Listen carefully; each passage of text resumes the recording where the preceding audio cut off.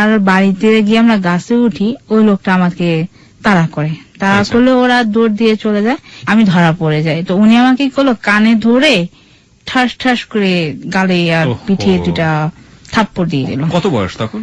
4-5 এরকমই হবে। আমি একটু আমার শ্রোতাদেরকে বলতে চাই, প্লিজ, যারা ছোট মানুষ ওরা গাছ থেকে ফল চুরি করে খাবে, এটা ছোটদেরকেই মানায়, বড়দেরকে মানায় না। এবং ছোটরা যদি এরকম কাজ কখনো করেও, ওদেরকে আপনি যদি মোরাল লেসন দিতে চান তাহলে এইভাবে না, একটু অন্যভাবে, একটু আদর করে তাকে বুঝিয়ে বলতে হবে। প্লিজ গায়ে হাত পায়ে চড় দেবেন, এটা একেবারেই খুবই খারাপ লাগে, এটা করা উচিত না। হ্যাঁ, তারপর? তো ওইখান থেকে তো মার খেয়ে আমি বাসায় চলে আসলাম। মাঝ পথে এসে বাড়ির কাছে আরেকটা আমাদের নানা ভাই সম্পর্কে ওনার একটা আম গাছ ছিল, আমরা ওই আমতলায় গিয়ে সবসময় ডানটুকি খেলতাম। ডানটুকি? হ্যাঁ। এটা কি জিনিস? এটা হচ্ছে একটা গাছের ডাল, বড় থাকবে আর একটা ছোট থাকবে। ওকে। বড়টা দিয়ে ছোটটা বাইরে দিলে ওইটা দিয়ে উপর দিকে উঠবে। হ্যাঁ, উপর দিকে উঠে। উপর দিকে ওঠার পরে কি হবে? ওইটাকে আমরা পিটাই, ওই ছোটটা পিটিয়ে যে যত দূর দিতে পারে। ওইখান দিয়ে হচ্ছে ডানটুকি। ডানটুকি। এটা অনেকে ডাঙ্গুলিও বলে। হ্যাঁ, ডাঙ্গুলিও বলে অনেকে। তো যাই হোক, ডানটুকি খেলতে হয়তো অনেক সময় যখন আমরা বাড়িটা দিতাম, হয়তো কারোর মাথায় গিয়ে লাগতো। তো ওদিন হচ্ছে ম্যাকি কাহিনী, আমাদের বাসা দিয়ে এক গোয়ালা ছিল, তো ওই দাদার মাথায় গিয়ে লাগছে। তো দাদা গিয়ে আমার নানার কাছে বিচার দিছে। তো যেদিন আমি দুষ্টমি করতাম বা আমার বাসায় বিচার যেত, ওদিন আমাকে খেতে দিত না, অন্যভাবে শাস্তি দিত। এটা হ্যাঁ, তো যাক, এভাবে আমাদের লাইফটা চলে। এক সময় হয় যেটা, সেটা হচ্ছে আমার নানার সাথে আমার বাবার একটা ব্যবসায়িক দ্বন্দ্ব হয়, টাকা পয়সা নিয়ে কথা কাটাকাটি। হ্যাঁ, তো ওই মুহূর্তে আগে আমার বাবা কয়েকদিনের মধ্যে আমাদেরকে নিয়ে নানা বাড়ি থেকে উত্তরা আমাদের বাড়িতে শিফট করেন। কিছুদিন পরে আমাদের দুই বোনকে একটা স্কুলে ভর্তি করে দেয়। তো ওই স্কুলে সকালে মা নিয়ে যেত, আবার সকালে নিয়ে আসতো, 9টা থেকে 11টা ক্লাস। আমার স্কুল থেকে বাসায় আসা যাওয়ার পর অনেকগুলো ডোবা পড়তো। সকালে দেখতাম যে অনেকেই মাছ ধরতেছে, দেখে চলে যেতাম, মার সঙ্গে থাকতো, আমরা এখানে নামতে পারতাম না। মা ক্লাসে দিয়ে চলে আসলে কোন রকম 2টা ক্লাস করতাম, 2টা ক্লাস করে আমরা দুই বোন স্কুল থেকে চলে আসতাম। আমার বড় বোনটা ও আগে নামতো, আমাদের স্কুলের জানালাটা ছিল সম্পূর্ণ টিনের, তো ও আগে জানলা দিয়ে নেমে যেত, ও কাছে বই দিয়ে দিতাম, পর আবার আমি নামতাম। প্রচন্ড দুরন্ত শৈশব যেটাকে বলা চলে। হ্যাঁ, আবার ওইখানটায় যেতাম, ওইখানে গিয়ে কতগুলো কচুরি পানা তুলতাম, কচুরি পানা তুলে ওইখানে আমি আমার দুই বোনের বইগুলো এখানে রেখে ডোবা পানিতে নামতাম, একজনের স্কার্ট খুলতাম, দুই বোন দুদিক থেকে ধরে মাছ ধরতাম। স্কার্ট দিয়ে মাছ ধরতেন? হ্যাঁ। কি মাছ পেতেন? ছোট ছোট পুঁটি মাছ, তারপরে এই জন্য জিজ্ঞেস করছি আমার শৈশবের চমৎকার একটা মিল আছে। এবং এই যারা মাছ ধরেন তারা জানবেন যে মাছ ধরা আসলে কতটা নেশা হতে পারে। স্কুল থেকে ফিরেই দৌড় দিয়ে বড়শিগুলো নিয়ে খালের পাড়ে বসে যেতাম, এবং সবচেয়ে কষ্ট লাগতো যে তখন দেখতাম যে সবাই মাছ ধরতে পারছে, কিন্তু আমার বড়শিতে দেখা গেল 1 ঘন্টা পর একটা টুপ দিল, টান দিলাম, এতটুকু একটা চ্যাং মাছ। চ্যাং মাছ চেনেন আপনি? বাইং মাছের মতো দেখতে। এগুলো আমি একদিনও খেতাম না, কিন্তু ওই মাছ মারাটা অনেক, ওই মাছটাই বেশি পড়তো। হ্যাঁ, তারপর টাকি মাছ পড়তো আমাদের এখানে বেশি। তো আমরা দুই বোন এখান থেকে মাছ ধরতে ধরতে অনেক সময় দেখা যেত যে স্কুলের বই আর নাই। তো যখন নাকি খেয়াল হতো বইয়ের কথা, দৌড় দিয়ে আবার সেই ডোবার এখানে গেলে বই নেই।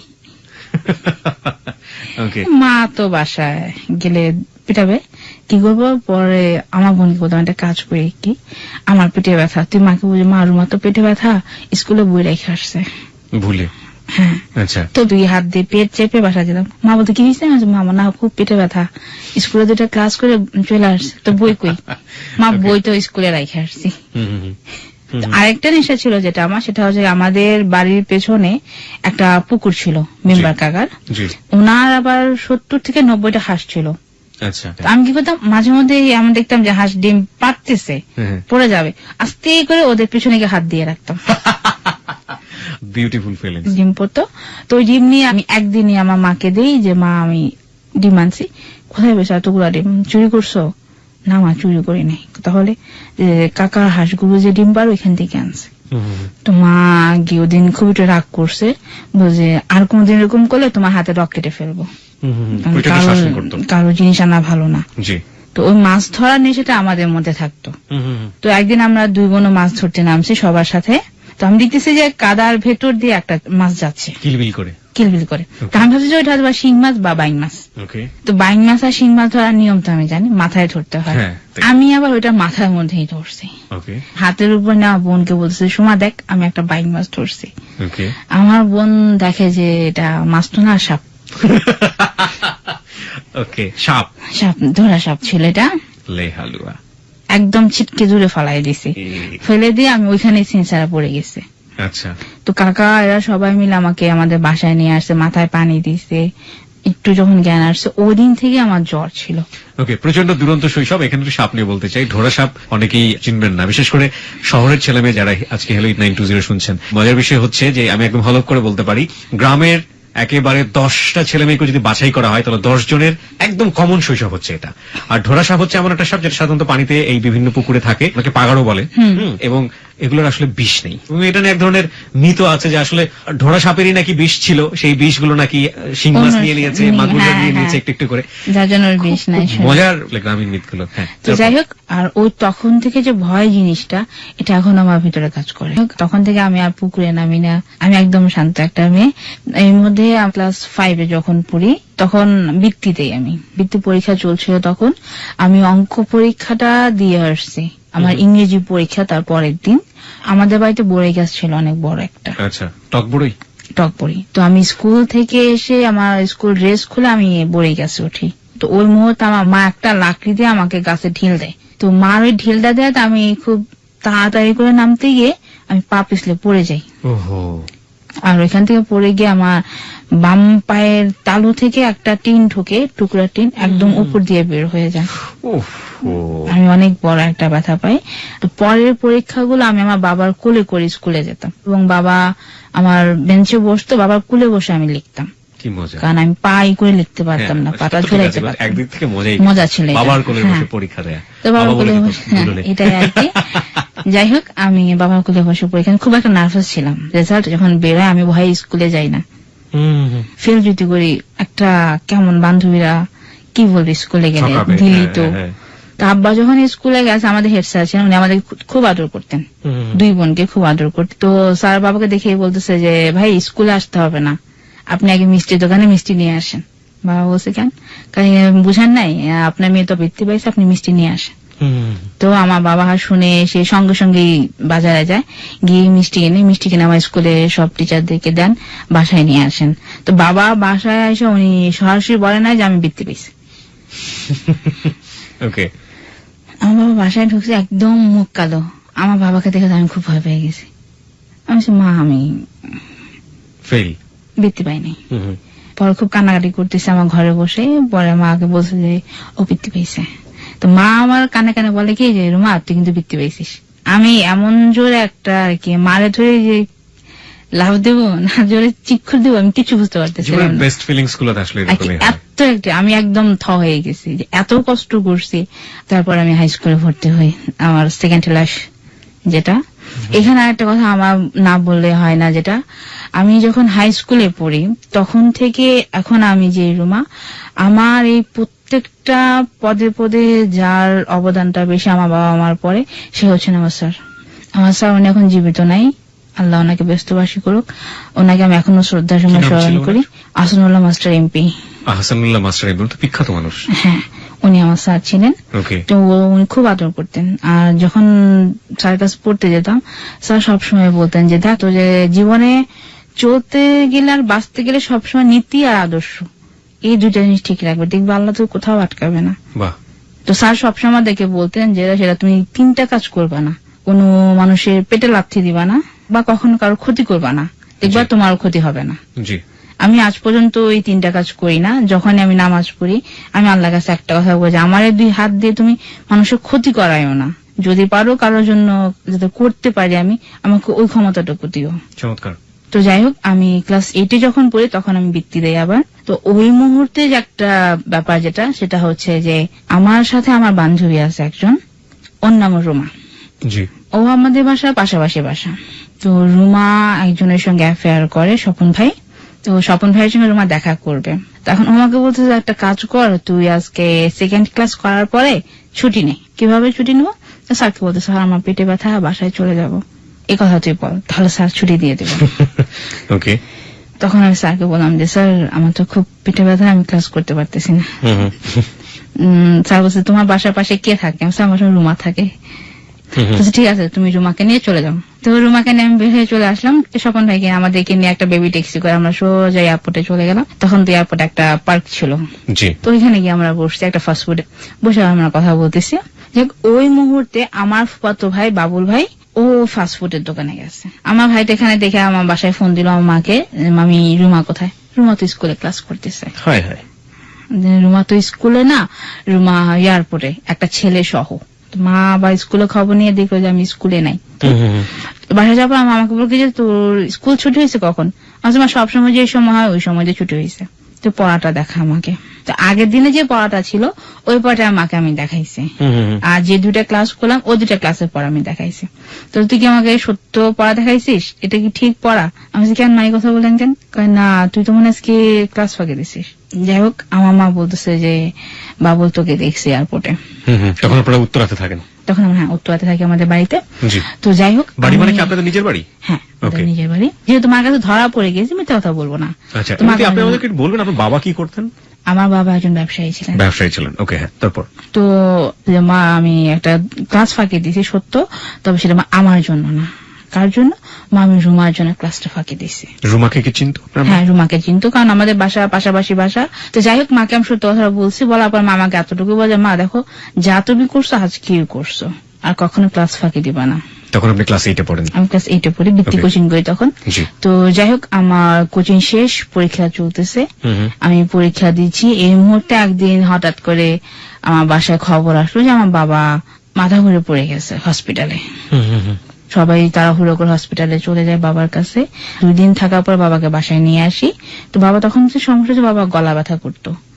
তো ডক্টর বলছে যে হয়তো এটা টনসিলের জন্য হয়। তো আমার ক্লাস 8-এ যখন আমি বৃত্তি পরীক্ষাটা দেই তখন আমি ওই বাবার দিকে দৌড় দিতে গিয়ে আমার ওই পড়াটার করতে পারিনি, না। তো 8-এর বৃত্তি পরীক্ষাটা আমি খুব খারাপ করি। আচ্ছা আমি মাত্র তখন 10 মার্কের জন্য আমি বৃত্তি পাই না। এটার জন্য মনটা খুবই খারাপ ছিল। আমার বাবা মা দুজনের মন খুব খারাপ ছিল। আর ছোটবেলা থেকে আমি একটু ঝগড়া করতাম বেশি। ঝগড়াটে? হ্যাঁ খুব ঝগড়াটে। এই ঝগড়াটার জন্য সে স্বপ্ন দিতে আমাকে সে একজন ভালো অ্যাডভোকেট বানাবে। মানে আপনার বাবা এটা স্বপ্ন দেখতেন যে মেয়ে ঝগড়াটা যেহেতু, সুতরাং তাকে ভালো অ্যাডভোকেট বানানো যাবে। ওকে যদি আমি এই লাইনে পড়াই তাহলে ও এটা খুব ভালো করতে পারবে। আমি ঠিক জানি না যে আপনার বাবা এরকম কেন ভাবলেন বা অ্যাডভোকেট এরকম ঝগড়াটে হয় কিনা, তবে আপনার বাবার ভাবনাটা আপনার জায়গা থেকে যেরকম রেসপেক্টেবল আমাদের জায়গা থেকে সেরকমই শ্রদ্ধা। এটাই আর কি। তো সেকেন্ড টাইম আমরা আরেকদিন খবর পাই যে আমার বাবা একদম শেষমেশ রাস্তায় পড়ে আছে। আচ্ছা। তো তখন ভর্তি করার পর ডাক্তার আমার বাবাকে বলে যে আমার বাবার গলায় কয়েকটা টিউমার পাওয়া গেছে। তো বলে যে ভাবি যদি আপনি 24 ঘন্টার মধ্যে অপারেশন না করেন, যে কোনো একটা টিউমার ফেটে গেলে উনি কিন্তু বাঁচবে না। তো তখন ডাক্তার বলে যে আপনি একটা কাজ করেন, ওনাকে একটা বায়োপসি পরীক্ষা যেটাকে এখন বলে, তো এই পরীক্ষাটা করতে দিলাম আমার বাবাকে। পরীক্ষা করার পর ধরা পড়ে আমার বাবার ক্যান্সার হয়েছে। তখন বাংলাদেশে ক্যান্সারের চিকিৎসা নেই। কত সাল থেকে বলছেন এটা? 98-এ ধরা পড়ে। ওই মুহূর্তে আমার নানা, ওনারও ব্লাড ক্যান্সার ছিল আমার নানার, উনি মাদ্রাজে একটা হসপিটালে দেখাইতেন। তখন নানা আমাকে বললো যে একটা কাজ করো, জামাইকে নিয়ে তুমি ওইখানেই চলো। তো যাই হোক আমার মা বাবাকে নিয়ে চলে যায় ঢাকাতে। আমরা 3 ভাই বোন থাকি, মা বাবাকে নিয়ে ঢাকা মাদ্রাজ এরকম যাতায়াত।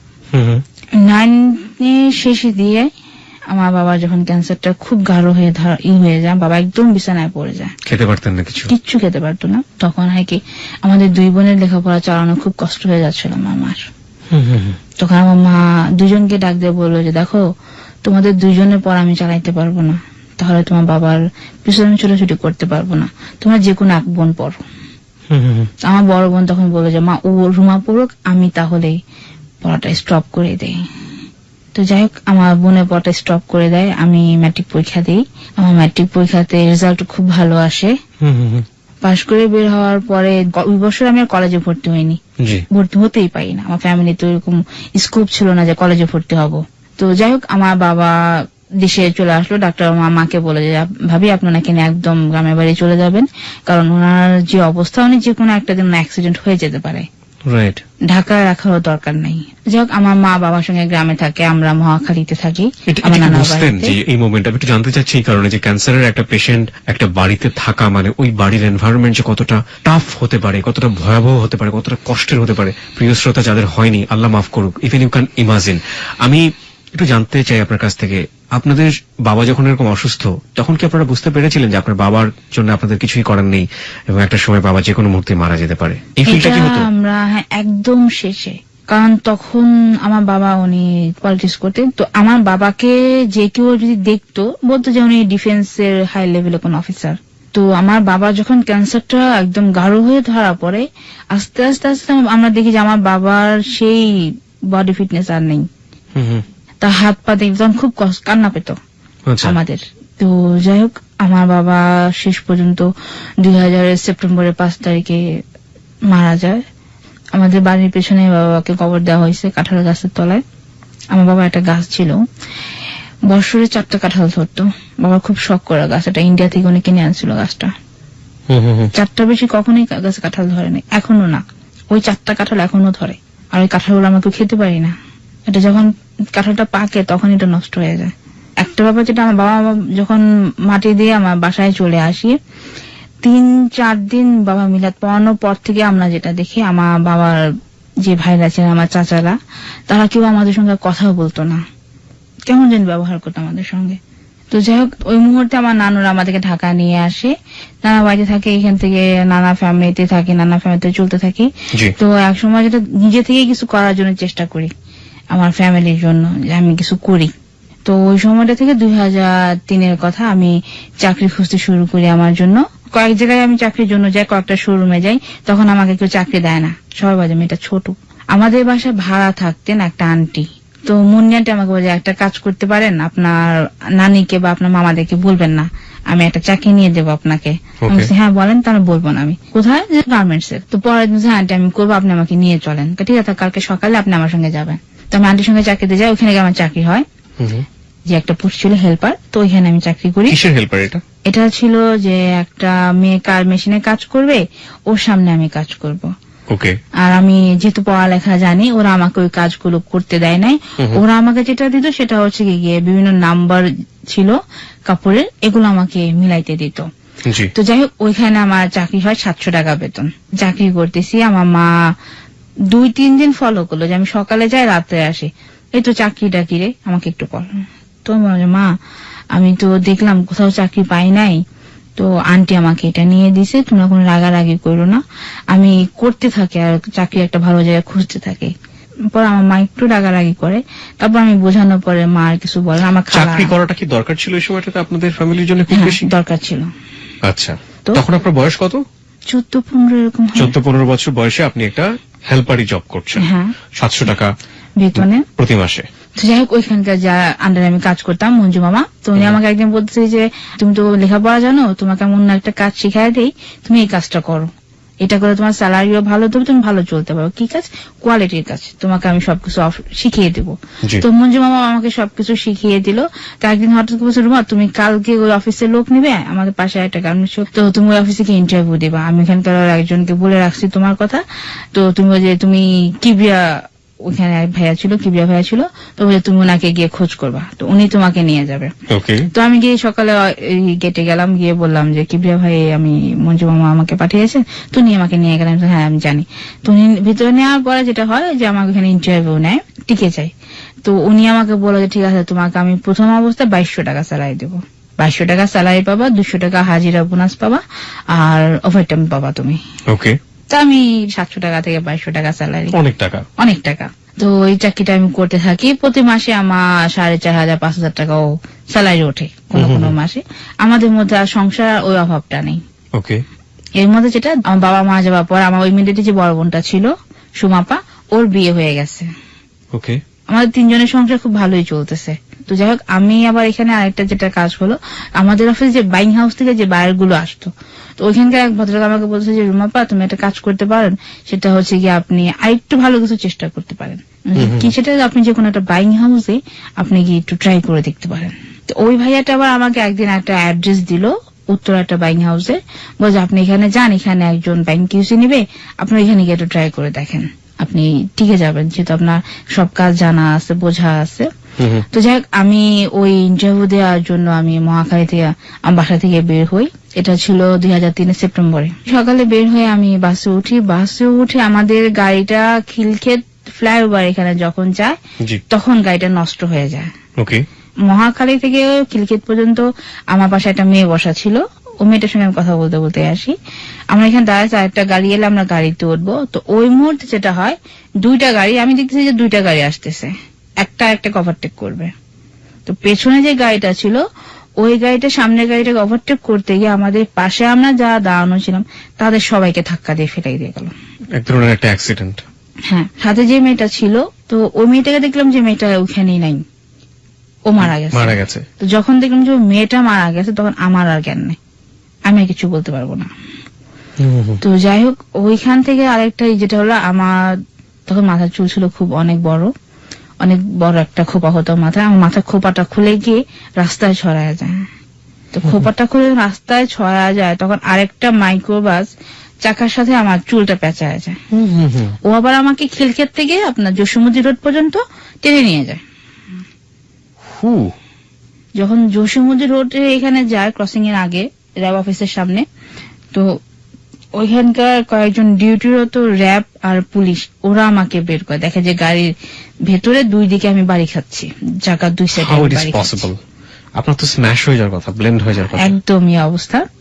তো যাই হোক, ওরা আমাকে ওইখান থেকে কেটে বের করে ওরা আমাকে ঢাকা মেডিকেলে দিয়ে দেয়।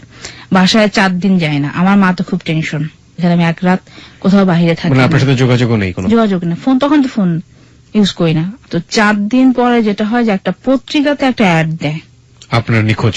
না, আমি যে হসপিটাল থেকে ওরা একটা অ্যাড দেয় পত্রিকাতে। তো ওইখানে আমার চেহারা যে অবস্থাটা ছিল ওইটা দেখে কেউ বোঝার মতো না যেটা আমি। আমার মা বারবার কি করতেছে যে মেয়েটাকে খোঁজ নেওয়ার দরকার। তো ওই মুহূর্তে নাকি আমার 4 দিনের মধ্যে আমার নাকি একদিন সেন্স আসে একটু। তো আমি নাকি তখন আমার বাসার অ্যাড্রেস বলি ডক্টরের কাছে। তো তখন ওই 4 দিন পরে ওরা যেটা করলো, 2জন মহিলা পাঠাইছে আমাদের বাসায় মহাখালীতে। তো ওরা বললো যে এটা কি আমাদের বাড়ি? আমাদের বাড়ি থেকে বলছে হ্যাঁ। ও আজকে 4 দিন ঢাকা মেডিকেলে পড়ে আছে রোড অ্যাক্সিডেন্ট করে। আমার মা ওইখানে গিয়ে দেখে যে হ্যাঁ ঠিক আমি ওইভাবে বারান্দায় পড়ে আছে, আমাকে বারান্দায় কর্নার ফেলে রাখছে। আমার দেখে চেনার মতো নাই, আমার বাম সাইড সম্পূর্ণটাই ঝসে গেছে রোডের ইয়েতে, মাথা থেকে পা পর্যন্ত আমার সম্পূর্ণটাই একদম থেতলে গেছে। ওইখান থেকে আমার মা আমাকে বাসায় নিয়ে আসার পর আমি বাসায় ছিলাম কয়েকদিন থাকার পর আমার গায়ের মাংসতে একটা পচন ধরে যায়, খুব বিশ্রী একটা গন্ধ বের হতে থাকে, একটা পানি পড়তে থাকে। তো তখন আমাকে আবার মেডিকেলে নিয়ে ভর্তি করে আমার মা উত্তরাতে। এখানে আমি ছিলাম 9 মাস 27 দিন। আমার ফেসে 2টা সার্জারি করা হয় এবং আমার পায়ে 3টা সার্জারি করা হয়। তো যখন 9 মাস পর যখন আমি হসপিটাল থেকে বাসায় চলে আসি, তো বাসায় এসে আমি আরো 1 বছর হাঁটতে পারি না। এর মধ্যে যেটা হয়, আমার মা, আমি, আমার ভাই নানা বাড়ি ফ্যামিলিতে থাকি, টুটকাট কথা শুনতে হয়, কারণ তখন আমার মা বিয়ে করে ফেলছে, মামি আছে বাসায়। অবহেলিত আপনার ফ্যামিলিতে। আমার এটা খুব খারাপ লাগতো। আপনাদের তো উত্তরাতে বাড়ি ছিল তাই না? হ্যাঁ, এখানে বাড়িটার মধ্যে যেটা হয়, আমার বাবা যখন মারা যান, আমার বাবার একটা লোন ছিল ব্যাংকে, ওই লোনের কারণে আপনাদের বাড়িটা খোয়াতে হয়েছে। ওহো, তারপর তখন থেকে আমি চাকরির জন্য চেষ্টা করি আবার। তো এরকম করতে করতে একদিন এই পত্রিকাতে একটা অ্যাড আসে যেটা, তো যাই হোক আমি ওইখানে যাই সিভি নিয়ে। তো যাওয়ার পর ইন্টারভিউ যখন আমাকে ডাকে, আমি তো একদম খুব নার্ভাস ছিলাম, চাকরিটা হয় কি না হয় আল্লাহ জানে। তো যাই হোক, সব থেকে মজার ব্যাপার যেটা হলো যে অটোমেটিক ওইখানে প্রায় 200 ছেলে মেয়ে ছিলাম আমরা, ওইখান থেকে 30 জন ছেলে মেয়ে নেওয়া হয়েছে, তাদের মধ্যে আমি একজন, আমি টিকে গেছি। তো যাই হোক, আমার জব হলো, আমি এখানে ডিউটি করি। জব চলাকালীন সময় আমাদের অফিসিয়াল একটা প্রবলেমের জন্য 2 মাস আমাদের ডিপার্টমেন্ট অফ থাকে। তো ওই 2 মাস আমরা কেউ আর অফিসে যাই না, বাসায় থাকি। তো আমি বাসায় থেকে কি করব, তো ভাবলাম যে হয়তো বা ছোটখাটো যে এনজিও গুলো থাকে আমি এখানে কাজ করতে পারি ঘরে বসে না থেকে। তো আমি একটা এনজিওতে যখন জব নেই, আমি 2 মাস এখানে কাজ করি। সালটা ছিল 2006 নভেম্বর ডিসেম্বর। তখন দেখলাম যে আমাদের অফিসটা ওই যেটা বন্ধ হয়েছিল প্রবলেমের জন্য, ওটা 2 মাস না, ওটা 3-4 মাস সময় লাগবে। তা আমি এখান থেকে চাকরিটা ছাড়িনি। তো যেটা হয় যেটা এর মধ্যে আমার বড় বোন আবার আমাদের কাছে চলে আসে, ওর ফ্যামিলির একটা প্রবলেম। বড় বোন মানে আপনার 30 মিনিটে যেটা বলেন? হ্যাঁ, ও সুমাপা। তোর মেয়ে নিয়ে আমাদের এখানে চলে আসে, আমরা 2 বোন, মা ভাই 4 জনের সংসার। আমার ওর একটা মেয়েও ছিল? হ্যাঁ, ওর একটা মেয়ে ছিল। তো মানে ফ্যামিলিটাকে আপনিই দেখতেন এক অর্থে বলা যায়? তখন আমি দেখতাম ফ্যামিলি। আপনার ছোট ভাইটা তখনও কিছু করে না? তো যাই হোক, যে আমার বোন বলে, দেখ আমি বাসায় বসে কি করবো, তাছাড়া আমিও একটা জব নেই। তো আমাদের বাসায় এখানে একটা এনজিও ছিল, তো একদিন ওই এনজিওতে সিবি অ্যাপ্লাই করলো, ওকে ইন্টারভিউতে ডাকে। তো ইন্টারভিউ দেওয়ার পর ওনারা ভেতরে আর কি একজন রেফারেন্স চায়, আমার বোনের তো এটা ছিল না। তো ইন্টারভিউ শেষ করে ওখান থেকে বের হয়ে আসতেছে অফিস থেকে, ওইখানেই একজন লোকের সঙ্গে পরিচয় হয়, ভদ্রলোকের নাম সবুজ। তো যাই হোক, ওইখানে আমার বোনের সঙ্গে কথা হয় যে কি ব্যাপার কি ব্যাপার, আমি এখানে চাকরির জন্য আসছি। তো যেসব থাকেন কোথায়, যে আপনাকে খুব চেনা চেনা মনে বললো, আমাদের বাড়ি মহল্লাতে। তো যাপা আমি ওইখানেই ভাড়া থাকি। কি বলছে এটা? আপনার বোন বলছে তাকে? না, সবুজ সাহেব আমার বোনকে বলতেছে। ওকে, সবুজ সাহেবের সাথে রিলেশনটা কি? মানে অফিস থেকে ও ইন্টারভিউ দিতে গেছে, ওই অফিসেই সবুজ কাজ করে? হ্যাঁ, ওই অফিসে ও কাজ করে। ওইখান থেকে আমার বোনের সঙ্গে পরিচয়। তো একদিন সকালে আমার ভাগ্নি ওই আমাদের পাশের বাড়ির 2টা বাচ্চার সঙ্গে খেলা করতেছে রাস্তায়। তো আমি আমার ভাগ্নিকে নিয়ে দাঁড়ায় আছি আমাদের বাড়ির গেটের সামনে। ওই লোক অফিসে যাবে, আমাদের বাড়ির সামনে দিয়ে যাতায়াত করে। আর কি, সে আমাকে দেখলো, দেখে আমার বোন মনে করে সে আমাকে বলছে, আপা ভালো আছেন? টুইনদের ক্ষেত্রে ঝামেলাটা হয়, হ্যাঁ, এটা খুবই স্বাভাবিক। বলছে, ভাইয়া আপনি ভুল করতেছেন। ভুল করতেছেন? হ্যাঁ, আপনি সম্ভবত আমার বড় বোনকে চেনেন, আমাকে চেনেন না। আপনি দাঁড়ান, আমার বোনকে আমি ডেকে দিচ্ছি। আমি আমার বোনকে ডেকে দিলাম। তো যাক, আমার দিন চলে গেল উনি অফিসে। তার 2-3 দিন পরে আমার বোনের ওই ইন্টারভিউর জন্য আবার ডাকলো, যে ভেতরে একজন রেফারেন্স লাগবে যার। তো সবুজ সাহেব আমার বোনের রেফারেন্স হয়, যে আপনি ভেতরে যদি কাউকে চায় আপনি আমার নামটা বলেন আর আমার ফোন নাম্বারটা দেন, তাহলে আমাকেই ডাকবে। ওনার ফোন নাম্বারটা দিয়ে আসে আমার বোন। তো ওই থেকে আর কি আমার বোনের সঙ্গে তার কথা হয়। সে যখনই আমাদের বাড়ির সামনে দিয়ে যেত, আমার বোনের সঙ্গে কথা বলে যেত। তো একদিন সকালে সে আমাকে দেখছে, তো উনি আমাকে দেখে বললো কি যে একটু আপাকে ডেকে দিবেন, আমি কথা বলবো। তা আমি আমার বোনকে ডেকে দিয়েছি। উনি আমার বোনকে বললেন যে আপা আমি আপনাকে একটা কথা বলবো। কি কথা বলেন? কাপা আমি এখন বলবো না, অফিসে তারা, আমি রাতে বাড়ি ফেরার পথে আপনার সঙ্গে দেখা করে যাব। তো ওই দিনই রাত 11টা বাজে সে আমাদের বাসায় আবার আসছে। তো আমাকে বলছে যে তুমি সুমাপা না ওনার বোন? যে আমি সুমাপা না, আমি আপার বোন। দাঁড়ান, আমি আপাকে ডেকে দিচ্ছি। তো আমি ওনাকে দেখছি ওই সকালে একবার, আর আরেকদিন রাতে যখন ওনার অফিস থেকে বাসায় যে আমার বোনের সঙ্গে দেখা করতে আসে, তখন একদিন রাতে দেখছি খুব অন্ধকারে, কারেন্ট ছিল না আমাদের বাড়ির 2 দিন। উনি যখন যায় তখন কারেন্ট আসছে। তো আমি পেছনের সাইডটা দেখছি আমি ওনার, আর ছায়াটা দেখা হয় আমার। তো যাই হোক, উনি ওই দিন আমার বাসায় যেটা আমার বোনকে বলেন, সেটা হচ্ছে আমার বোনকে বলছে যে আপা আপনি তো এখানে ব্যাচেলার থাকি, তো আমার বাড়িতে থেকে আমার বিয়ের জন্য মেয়ে দেখতেছে আমার ফ্যামিলি থেকে, এবং আমার মা বলে দিচ্ছে তুমি ঢাকায় কোনো মেয়ে পছন্দ হলে তুমি বিয়ে করতে পারো, সমস্যা নাই। তো আপনার বোনকে আমার পছন্দ হয়েছে, আপনারা আবার বলেন তাহলে আমি বিয়ে করতে চাই। সবুজ বোন বলতে, দেখেন আমার ফ্যামিলি তো গার্জিয়ান আছে, আমি সঙ্গে কথা বলি। আপনি কথা বলেন, কথা বলে 7 দিন পর আপনি আমাকে জানান। আচ্ছা আচ্ছা। আমার বোন বাসায় বিয়ের কথা তোলে। যখন আমার মা আমাকে বিয়ের কথা বলছে, আমি বলছি মা আমি এই ছেলেকে বিয়ে করবো না। কেন তুমি বিয়ে করবে না? মা আমার একটা সমস্যা আছে। কি? মা যেটা দেখতে হয়তো শর্ট, আমার কাছে ভালো লাগে নাই। আমার আবার একটা যেটা ছিল সেটা হচ্ছে আমি আমার স্টুডেন্ট লাইফে কারোর সঙ্গে আমি অ্যাফেয়ার করি নাই। বাট যখন থেকে আমি এই লাইফটা বুঝি, তখন থেকে আমি আমার নিজের মনে মনে আমি একটা ছেলেকে আমি নিজে কল্পনা করে রাখছি যে আমি যদি এরকম একটা ছেলে আমি কখনো পাই, তাকে আমি বিয়ে করব। বাট আমি তার আগে কারোর সঙ্গে আমি অ্যাফেয়ার করবো না। এরকম একটা প্ল্যান আপনার মাথার মধ্যে সবসময়? এটা আমার ইয়াতে ছিল। তো আমি সবসময় কল্পনা করতাম যে আমি যাকেই বিয়ে করি না কেন, সে দেখতে খুব সুন্দর হবে। প্রত্যেকটা মানুষের মনের মধ্যেই বোধহয় জিনিসটা থাকে। হ্যাঁ, সে দেখতে খুবই সুন্দর একটা মানুষ হবে, চুলগুলো থাকবে খুব ঝরঝরা। ঝরঝরা মানে কি? মানে একদম ঝরঝরা থাকবে, মাথায় উড়বে, খুব ঘন চুল থাকবে মাথায়। ঠোঁট সে কোনো নেশা পানি করবে না, সিগারেট খাবার, ঠোঁটগুলো খুব সুন্দর থাকবে। ওকে, নিট এন্ড ক্লিন থাকবে আর কি। যারা সাধারণত স্মোক করেন যেসব ছেলেরা, আমি ঠিক জানি না, এক ধরনের গল্প এরকম শোনা যায় যে স্মোক না করলে নাকি স্মার্ট হওয়া যায় না। হোয়াট এভার, আমি জানি না ওই ফিলটা কে কবে নাগাদ দিয়েছিল, কিন্তু স্মোক করলে আর অনেক সময় লিপে এই জাতীয় সমস্যাগুলো হয়ে যায়, ব্ল্যাক হয়ে যায়। ওকে, হ্যাঁ। তো আপনি বলছিলেন যে পরিষ্কার থাকে। তারপর যাই হোক, কি লাগে? আমরা জানি একটা মেয়ের কাছ থেকে একটা ছেলেকে কিভাবে চিন্তা করে, খুব হাস্যোজ্জ্বল হবে, লাইক সালমান খান। আর সব থেকে যেটা, সে মিনিমাম 5 ফিট 10 থেকে 8 হবে, মাই গড, আমি কোনো কারখানা আছে মানে মানুষ বানানোর কোনো কারখানা যেখানে পিটিয়ে পুটিয়ে মোটামুটি লম্বা করে বানানো যায় রেডিমেড? প্রত্যেকটা মানুষের মনেই না এরকম ইমাজিনেশনের জায়গা থেকে এইরকম একটা অবয়ব থাকে। যখন একটা ছেলে একটা মেয়েকে চিন্তা করেন ঠিক একইভাবেই এরকম সুন্দর করেই চিন্তা করেন, এবং একইভাবে মেয়ে একটা ছেলেকে চিন্তা করে ঠিক একইভাবেই চিন্তা করে। যাই হোক, আপনার সেই চিন্তাধারার সাথে কতটা সবুজ মেলে এটাই হচ্ছে প্রশ্ন আর কি। তো আমি আবার এইভাবে কল্পনা করতাম এজন্য, কারণ আমাদের ফ্যামিলিতে অ্যাফেয়ার যে বিয়েটা এটা কেউ মেনে নেয় না। তো আমার ইয়ে ছিল যে আমি কারোর সঙ্গে অ্যাফেয়ারও করবো না, আর আমার ওই হেডেকটা মাথায় থাকবে না। তো যাই হোক, আমার মা বোন তো আমার ফ্যামিলিকে বললো, আমার মামা রাজি না।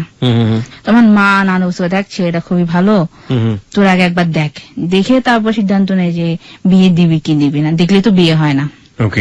তো যাই হোক, আমার মামা ছেলেটাকে দেখলো, সে দেখার পরও সে না, সে পরিবার থেকে না, ও সব দিকে ফিট, ছেলে ফ্যামিলি ব্যাকগ্রাউন্ড ভালো, 3 ভাই শিক্ষক, ও ডিগ্রি কমপ্লিট করছে, ভালো একটা জব করে। তারপর আমার মামা রাজি না, কেউ রাজি শুধু আমার মা বোন, আমার বড় নানু। জি, আপনার ব্যাপারটা কি ছিল? আমি তো না, আমি ওই যে রাতের অন্ধকারে দেখছি। রাতের অন্ধকারে দেখেছেন, আপনার পছন্দ হয়নি? আমার পছন্দ হয়নি। কেন পছন্দ হয়নি? কারণ আপনার ইমাজিনেশনের সাথে মিলে না, ছেলেটা মিলে। তো যাই হোক, 2-3 দিন পরে আর কেউ আমার বোনকে ছোট্ট একটা কাগজে ওর ফোন নাম্বারটা লিখে দিয়ে গেল, বলে আপা রুমাকে বলবেন আমাকে একটু ফোন করার জন্য। তো আমি ফোন করবো না, দেখলে তো বিয়ে হয় না, দেখলে তো তুই কথা বল লোকটার সঙ্গে। তো যাই হোক, ভদ্রতা স্বরূপ তাকে আমি ফোন করলাম, ভাইয়া কেমন আছেন, সালাম দিলাম। এই বলার পর সে বলে যে আমি আপনার সঙ্গে একটু কথা বলবো, তো ফোনে বলতে যাচ্ছি না, আমি আপনার সঙ্গে দেখা করে বলবো। সময়টা ফিক্সড করলাম শুক্রবার বিকেল 3টায়। আমাদের এখানে একটা ভার্সিটি আছে, ওইখানে আমি দাঁড়িয়ে থাকবো, উনি ওইখান থেকে আমাকে নিয়ে যাবেন। তো ব্যাপার যেটা হয় যে আমি গিয়ে দেখি যে ওইখানে আর একজন ভদ্রলোক দাঁড়ায় আছেন।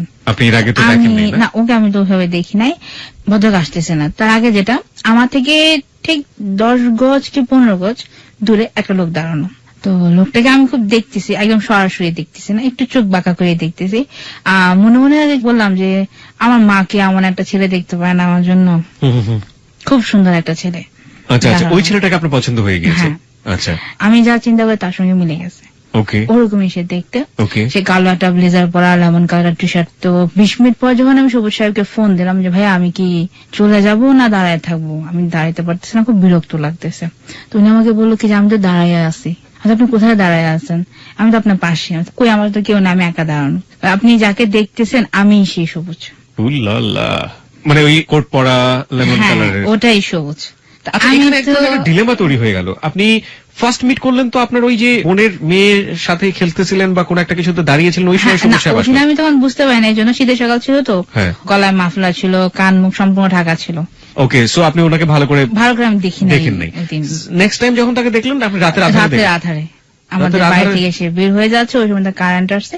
তা আমি পেছনের সাইড, তো ওর যে ছায়াটা, ওই ছায়াটা আমি দেখছি। মানে ওই সময়টাতে কি দাঁড়ালো? মনে হচ্ছিল খাটো খুঁটা বা আপনার চেহারার সাথে ম্যাচ করে। চেহারার সঙ্গে ম্যাচ হয়নি। থার্ড ডেতে এসে আপনি যেভাবে চিন্তা করছিলেন, যেরকম ভাবে আপনার একটা ছেলেকে মানে স্বপ্নের পুরুষকে চিন্তা করেন, সেভাবে ম্যাচ হয়ে গেল, এবং আপনি তাকেই চিন্তা করছিলেন যে এই ছেলেটিকেই তো আমার মা দেখতে পারতো, কিন্তু পরবর্তী দিকে দেখলেন যে এই ছেলেটি হচ্ছে সেই ছেলে। তো যাই হোক, ও এখান থেকে একটা সিএনজি নিলাম, আমরা একটা সিএনজি নিলাম, নিয়ে গিয়ে চঞ্জিমাতে বসলাম, ওইখানে গিয়ে কথা বললাম। তো ফার্স্টে আমি ওনাকে একটা কথা বলিনি, তুমি দেখেন আপনি যদি আমাকে বিয়ে করেন আগে একটা কথা শুনে রাখা ভালো। কি বলো, সমস্যা নেই। তার মানে দেখেন, আমাকে যে বিয়ে করবেন, আমার মার কিন্তু কিচ্ছু নাই। বিয়ে করার পর কখনো বলতে পারবেন না যে আমার শ্বশুর বাড়ি থেকে আমি এটা আনবো ওইটা আনবো, বা আমাদের বাড়ি থেকে যে আপনাকে যৌতুক দেবে, এটাও আমার মা পারবে না। হ্যাঁ, এটা পারবে যে আপনি তার মেয়ের জামাই, যতটুকু সমাদর করার দরকার বা আপনার সম্মান যতটুকু রাখার দরকার আমার ফ্যামিলি তা করবে। তো ও আমাকে বলছে না, আমার কোনো সমস্যা না, আমরা এটাই চাইছি যে মেয়ের ফ্যামিলিটা ভালো হয়। তো আপনাদের ফ্যামিলি দেখে আমার ভালো লাগছে, তোমাকে দেখো আমার খুব ভালো লাগছে। ও আমাকে একটা কথা বললো, সেটা আমার একটা অ্যাফেয়ার ছিল। ছেলেটা বলছে আপনাকে সবুজ বাহিরে কোথাও না, মামাতো বোনের সঙ্গে। ওর নাম ফারহানা। তো উনি আমাকে বললো যে আমাদের অ্যাফেয়ার ছিল, বাট 1 বছর হয় আমার সঙ্গে ওর কোনো রিলেশন নাই। তুমি যদি আমার বিয়ের পরে ভুল না বুঝো, তোমাকে আমি আগে বলে নিলাম। তাহলে ঠিক আছে, একটা ছেলে মানুষের লাইফে তো অ্যাফেয়ার থাকতেই পারে, স্বাভাবিক সেটা। তবে আমি আপনাকে এটা বলবো, যদি আপনি আমাকে বিয়ে করেন, বিয়ের পরের জন্য আমি এর কোনো প্রভাব আপনার মধ্যে না দেখি, তাহলে আমার ওদিকে কোনো প্রকার কোনো যোগাযোগ নেই। হ্যাঁ, এদিকে নিশ্চিত থাকতে পারো। তো যাই হোক, আমাদের কথা ওই পর্যন্ত শেষ করলাম। তো 1 সপ্তাহ পর আমাদের ফ্যামিলি থেকে যেটা বলার কথা, এখন অপেক্ষা ওইটার, যে আমার ফ্যামিলি থেকে কি বলে। এবং আপনি চাচ্ছেন আপনার ফ্যামিলি ইয়েস বলে দেখ? হ্যাঁ, তখন আমি চাচ্ছি। তখন মামি বলে যে কি ছেলে পছন্দ হয়েছে, তো মামিকে সরাসরি কিছু বলতে পারতেছি না, তা বলে তোমাদের ইচ্ছা। কত সালের ঘটনা এটা? এটা 2007-এ। 2007-এর। মামিকে আমি এভাবে বললাম যে তোমরা যদি এখন বিয়ে দাও তাহলে তাড়াতাড়ি দিও। তো 7 দিন পরে আমার বোনকেও ফোন দিল যে আপা আমি তো একটা প্রস্তাব আপনাদেরকে দিছি, তো আপনাদেরকে 7 দিন পর জানানোর কথা, আপনারা এখন কি বলেন, আমি কি আমার ফ্যামিলিকে আসতে বলবো? তো আমার বোন বলল যে না ভাই, আপনার ফ্যামিলিকে বলতে হবে না, আমাদের বাড়ি থেকে কেউ রাজি না এত দূরে বিয়ে দেওয়াটা। ওকে বলে দিল, অফিসে চলে গেল। আমি আমার অফিসে, ও অফিসে গিয়ে যেটা করলো, দুপুরে আমাকে একটা ফোন দিল। আচ্ছা। তো আমাকে বললো তুমি 5টায় ছুটি হওয়ার পরে তুমি একটা কাজ করো, তুমি মালিবাগ মোড় যেটা, তুমি মোড়ে দাঁড়ানো থাকবা, আমি তোমাকে নিয়ে যাবো এখান থেকে। এসে অফিস থেকে বের হয়ে গিয়ে দেখি যে উনিও এখানে দাঁড়ায় আছে। তো আমি এখানে গেলাম, দেখি মুখ কেমন একটু কালো কালো, অন্য মনস্ক, এতক্ষণ দাঁড়িয়ে রেখেছেন কালো। এটাই আর কি। তো একটা রিক্সা নিয়ে আমরা আবার চন্দ্রমা দিকে গেলাম। তখন সে আমাকে বলতেছে যে আচ্ছা রুমা, যদি তোমার ফ্যামিলি আমাকে না করে তুমি কি করবা? অনেকক্ষণ পর দেখেন, যদি আমার ফ্যামিলি আপনাকে না করে আমার পক্ষে সম্ভব না বিয়ে করা, কারণ যেহেতু আমার বাবা নাই, আমার গার্জিয়ান, আমার ফ্যামিলি এখন যারা আছে তারাই, তাদের মতের বাহিরে আমি বিয়ে করব না। তাই আছে? হ্যাঁ। তুমি সত্যি করবো? না। আমার ফ্যামিলি আপনি কি বলছে আমাকে একটু বলেন তো। তোমার ফ্যামিলি আমাকে না করে দিছে, তোমাকে বিয়ে দিবে না। ওহো। তা আমারও তখন মনটা একটু খারাপ হয়ে গেছে। স্বল্প সময়ে প্রচন্ড ক্লাইম্যাক্স। জি। ও তখন তুমি কি সত্যি আমাকে বিয়ে করবে? না, আমি তোমাকে বিয়ে করব। দেখেন না, আমি তো আমার ফ্যামিলি বাইরে কিছু করতে পারবো না। জি। তো এই মুহূর্তে ও কি করলো, ও উঠে গিয়ে ও দৌড় দিয়ে একটা গাড়ি নিচে পড়ে যাবে। তো আল্লাহর রহমত, এখানে একটা সার্জন ছিল, ওই ভদ্রলোক তোর শার্টের কলার খেয়ে ধরছে। এত শর্ট টাইমে এরকম এফেক্টেড হয়ে গিয়েছে আপনার প্রতি? সে দৌড় দিয়ে গাড়ির নিচে চলে গাড়ির নিচে পড়ে যাবে।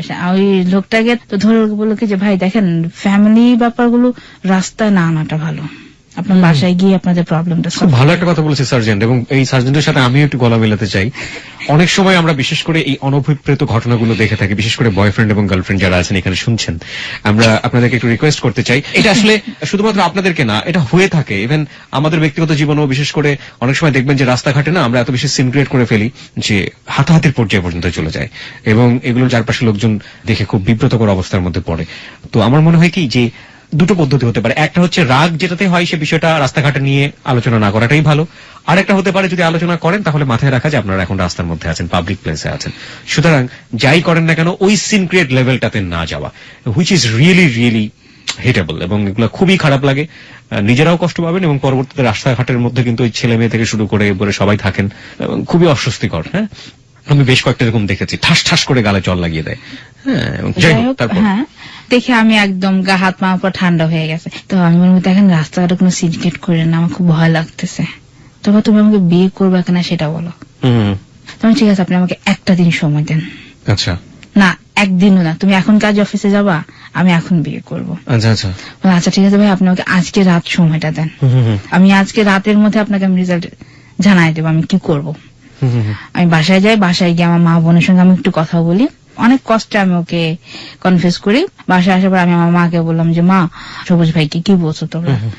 তোমার মা বলছে দেখ তোর নানি রাজি না, মামা রাজি না, আমি তো এখানে কিছু করতে পারবো না। এর মা যেটা প্রথম থেকে বাধা, এটা না হওয়াটাই ভালো। তো আমি বলছি মা একটা কথা বল, রাগ করে না কি? আমি দেখো, আমার যদি কপালে সুখ থাকে তোমরা কেউ আটকে রাখতে পারবো না, আর যদি আমার কপালে দুঃখ থাকে তোমরা কিন্তু কেউ সুখ দিতে পারবো না, যেটা আল্লাহ না দেয় কপালে। কি ব্যাপার, কি যে তুই কথা বললি কেন? আমি মা আজকে উনি এই কাজটা করতে গেছে, গায়ের নিচে পড়তে গেছে, আমি কি করবো? তো আমার বোনকে বলছে দেখ, ভালো মন্দ নিয়ে মানুষের জীবন, আমি একটা কাজ করি যে কি করবো না আমাকে এটা বলে দাও।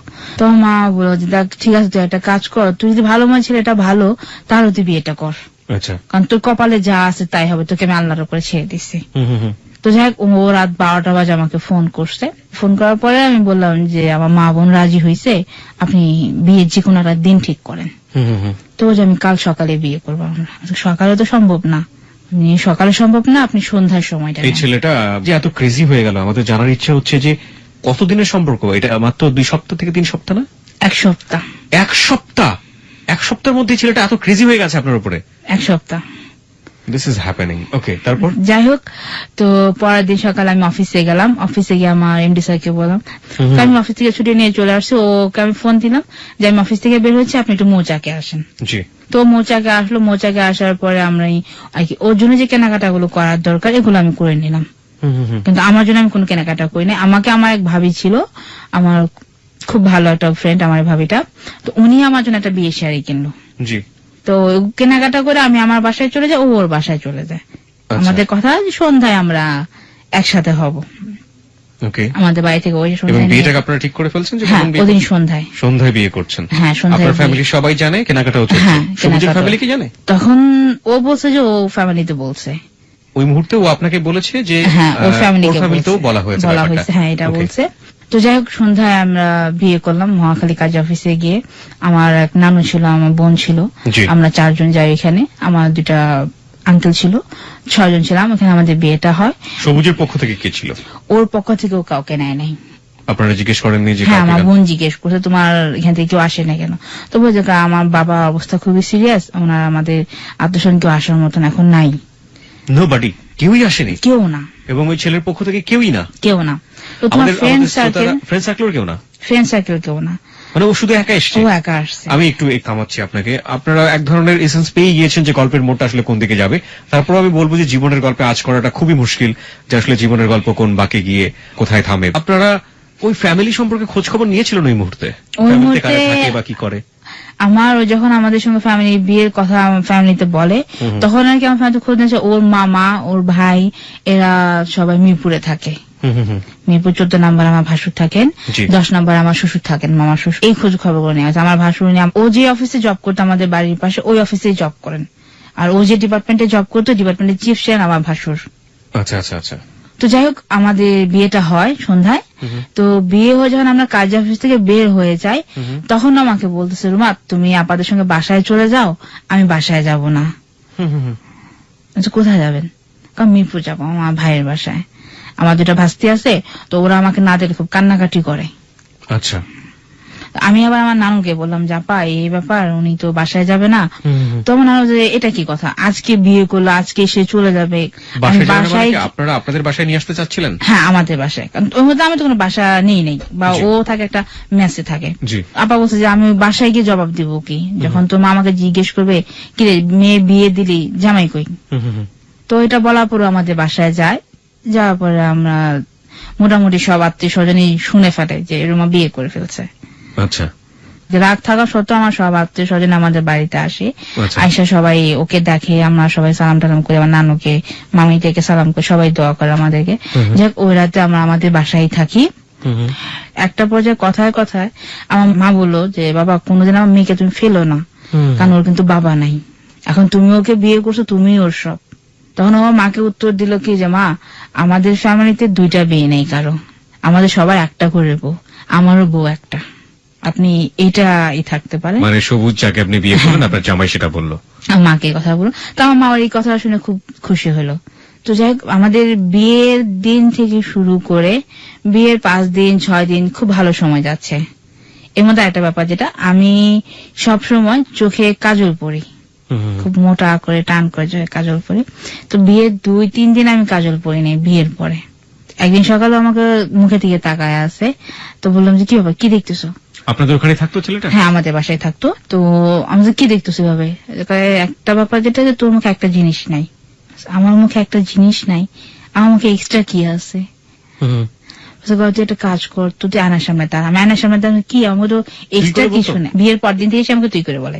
আগে কি বলতো আপনি? আগে তুমি বলতো। ওকে, তুই করে কেন বলতো? তুইটা নাকি এটা ওদের দেশে একটা আপন ভাষা। কোন দেশে ছিল? দুবাই ছিল, ফেনীতে। ওকে। তো ওদের এলাকায় নাকি বউকে সবাই তুই বলেই ডাকে। হ্যাঁ, তো ইয়া তো আমাকে তুই বলে ডাকতো। আপনার অস্বস্তি লাগতো না? খুব বিরক্ত লাগতো। প্রথম কয়েকদিন খুব ঝগড়া করছি আমি। পরে আমার যে নানুটা ছিল আমাদের বিয়েতে, উনি আর ওনার হাজবেন্ড, ও আমার নানা ভাই, এরা 2 জন আমাকে বোঝাইছে। আমার নানু যখন বুঝাইছে আমাকে, তো আমি বুঝে নিছি। আমি আর মন খারাপ করি না। তো হয়েছে এখানে আমাদের আর বিয়ের পর দিন থেকেই ও খুব তাড়াতাড়ি বাসায় চলে আসতো। আমরা 2 জন একসঙ্গে ঘুরতাম। আমাকে নিয়ে প্রতিদিন রাত্রে বের হতো ঘুরতে। চমৎকার।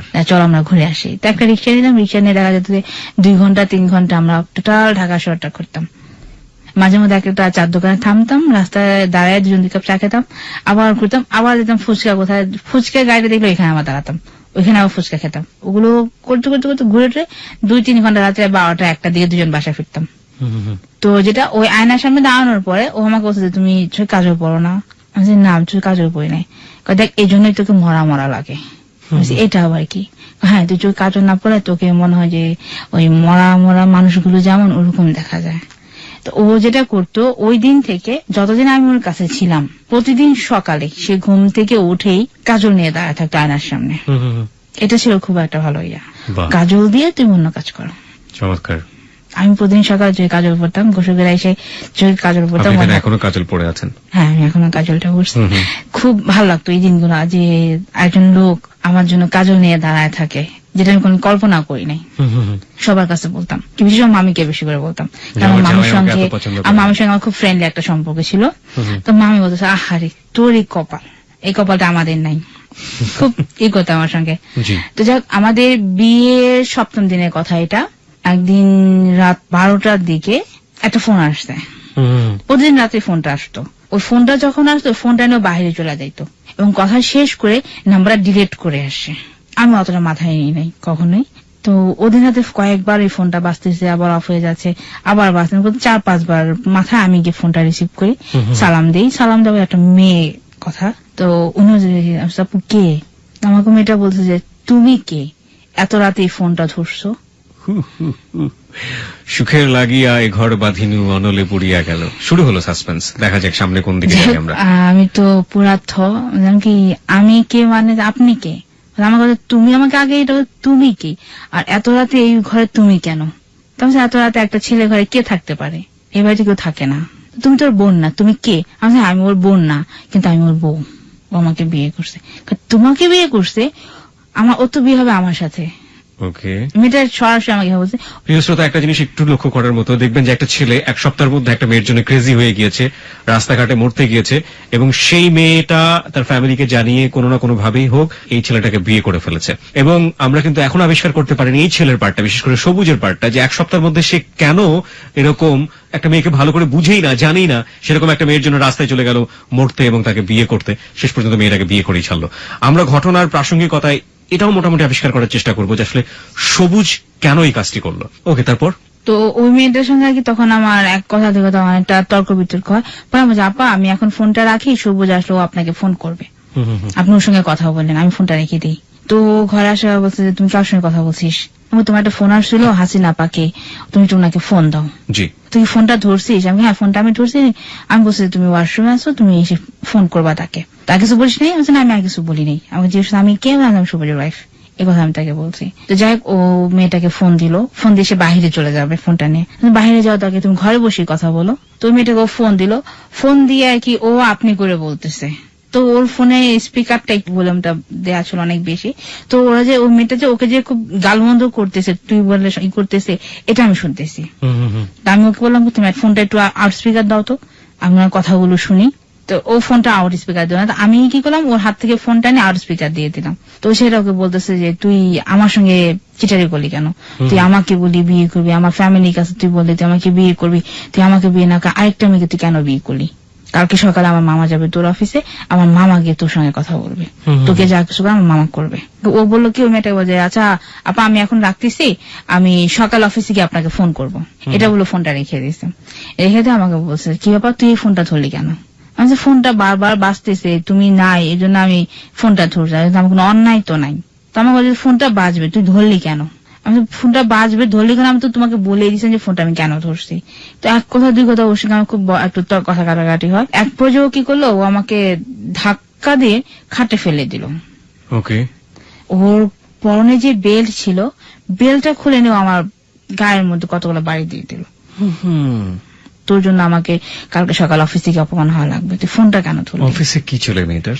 ওই অফিসের উপরে আর একটা অফিস ছিল, ওই অফিসের ডাইরেক্টর ছিল মেয়েটার মামা। আচ্ছা, তো ও যে অফিসে কাজটা করতো সেই অফিসের সাথে উপরের অফিসের কোন রিলেশন ছিল? হ্যাঁ, রিলেশন ছিল। ওকে, রিলেশন ছিল। ওই মেয়েটা ওই মামার কাছে যেত, তো ইয়াতে আগে ওদের পরিচয় হয়েছে এটা আর কি। তো যাই হোক, আমি তো জীবনে কোনোদিন মার খাই নাই। বিয়ের কতদিন পর এটা? বিয়ের 7 দিন। বিয়ের 7 দিন পরে আপনার সাথে এই ধরনের ব্যবহার, এবং আপনাদের বাড়িতে? আমাদের বাড়িতে। তো আমি আর কি রাত্রে ওর সঙ্গে আর শুবো না, তাই আমার বোনের সঙ্গে গিয়ে আমি শুবো আমার বোনের কাছে। আমি তুমি এখানে থাকো, আমি ওই রুমে গিয়ে আমি আপার সঙ্গে ঘুমাবো। এই কথা বলে আমি ঘর থেকে বের হয়ে আমার গেটের সামনে যখন যাই, ও আমার চুলে ধরে আমাকে টেনে নিয়ে আসলো ঘরে, এনে ধাক্কা দিয়ে আমাকে খাটে আবার ফেলে দিল। সবার মধ্যে এরকম করছে? রাত্রে তখন প্রায় 1:30 বাজে। তাহলে তো সবাই জানার কথা, কারণ আপনাদের মধ্যে ধস্তাধস্তি হচ্ছে। আমি কোনো শব্দ করতেছি না, কারণ আমার ফ্যামিলিতে যদি কেউ জানে যে এই একটা ব্যাপার, পুরো ফ্যামিলিতে আগুন ছড়ে যাবে। আবার খাটে ধাক্কা দিয়ে ফেলে দিয়ে আমার ঘরের এক সাইডে ছাতা ছিল আমার ছোট একটা, ওই ছাতা দিয়ে আমাকে কয়েকটা বাড়ি দিল। বাড়ি দেওয়ার পর আমি আর আমার ঘর থেকে বের হয়ে যাই নাই। আমি একই সারাটা রাত্র আমি কান্না করছি, রাতে আর ঘুমাই নাই। ও কি করলো? ও ঘুমাই গেছে। আচ্ছা, এই 7 দিনে আপনারা কি ওর ফ্যামিলির সাথে যোগাযোগ করার চেষ্টা করেছেন? হ্যাঁ, আমার নানু আমার মা কয়েকবার বলছে তোমার মা বাবাকে ফোন করো। ওর বাবা আবার ব্রেন স্ট্রোক করে প্যারালাইসিস ছিল, কোনো কথা বলতে পারতো না। তো ওই মুহূর্তে উনি খুব অসুস্থ ছিল। তো মা দেখেন আমার বাবার অবস্থা খুবই সিরিয়াস, আমি যখন এই খবরটা নিয়ে কথা বলবো যে ওরকম কোনো পরিবেশ আমার বাড়িতে নাই, আপনি আমাকে কয়েকটা দিন সময় দেন, এটা বলে নিছে আমাদের ফ্যামিলিতে। পরের দিন সকালে আমি আমার নানা বাড়িতে যাই নাস্তা করার জন্য। আমাদের বাড়ি সবাই আমরা আবার একটা সকালে যে খাবারটা আমরা সবাই একসঙ্গে বসে খাই। আমি এখানে খেতে আমার নানু দেখলো যে আমার গায়ে জ্বর। নানু তো মা তুই একটা কাজ কর মা, তুই একটু গোসলটা করে মাথায় একটু পানি দিয়ে তারপর দিয়ে চাটা খা। আমি যখন গোসল করে কাপড় চেঞ্জ করতে যাই, আমার মামি ফলো করছে যে আমার পিঠে অনেকগুলো কালো কালো দাগ। তো মামি তোমার পিঠে দাগ কিসে? কই মামি কোন দাগ তো নাই। আমি দিদি তোমার পিঠে দাগ, তুমি দাগ নাই, দাগ কিসের এগুলো? তো আমি না আমি কোনো দাগ নেই, না আমি দাগ নাই বলে আমি কাপড় পরে ফেলছি। তো মামি আমার নানিকে বলতেছে মা আপনি দেখান তোর পিঠে দাগ কিসের, পিঠে দাগ কিসের। হ্যাঁ, নানু দেখলো যে ওই যে বাড়িটা একটু জোরে পড়ছে ওই বাড়িটা কেটে পেকে গেছে, সাদা হয়ে গেছে। তো নানি বলছে এটা তো বেল্টের বাড়ি, তোকে কে পিটেছে বেল্ট দিয়ে? তো তখন আর আমি কান্নাও আটকে রাখতে পারি না, নানি আমি কেঁদে ফেলছি ওই জায়গায়। নানিকে বললাম, মামিকে বললাম যে এই ঘটনা, ও কাঁকড়াটা আমাকে কিভাবে মারছে। আমার নানু তো পুরো আগুন হয়ে গেছে, আমার মামা সবাই খেপে গেছে ওর উপরে। আমার মা নানু সবাই ওকে রাতে ডাক দিল আমাদের বাসায়। তো মামা নানা বাড়িতে গেল, মামার কাছে গেল। মামা জিজ্ঞেস করে দেখেন আপনাদের বিয়ে যে মাত্র 7 দিন, এখনো বিয়ের গন্ধ যায় না শরীর থেকে, হ্যাঁ আপনি এখনই মেয়েটাকে মারলেন? তো মামা আমি তো অফিসে একটু সমস্যা হয়েছিল, তো আমার মাথা ঠিক ছিল না, আমি জন্য ওরে মারছি। তো এবারের মতো আপনি আমাকে মাফ করে দেন, আমি আর কোনোদিন ওকে মারবো না। এই কথা বলে আমার মামার কাছে চলে আসছে। তো মামা বলছে ঠিক আছে জানি শেষবার। আমিও বললাম যে মামা থাক, এই ব্যাপারটা না কোনো ঘাটাঘাটি করার দরকার নাই, সে যদি সারেন্ডার করছে তাকে কিছু বললেন না। আমি আমার মতো আমার বাসায় চলে আসলাম আমাদের ঘরে। তো ওদিন রাতে আমি ওর সঙ্গে কোনো কথা বলি নাই, আমি আমার মতো ঘুমাই আসি। পরের দিন সে অফিসে চলে গেছে। তো আরেকটা যেটা আমাদের বাড়িতে বিয়ের পর আর কি আমাদের যে আত্মীয় স্বজন নতুন জামাই সবার বাড়িতে সবাই দাওয়াত দেয়, ও কোনো দাওয়াতে অ্যাটেন্ড করে না।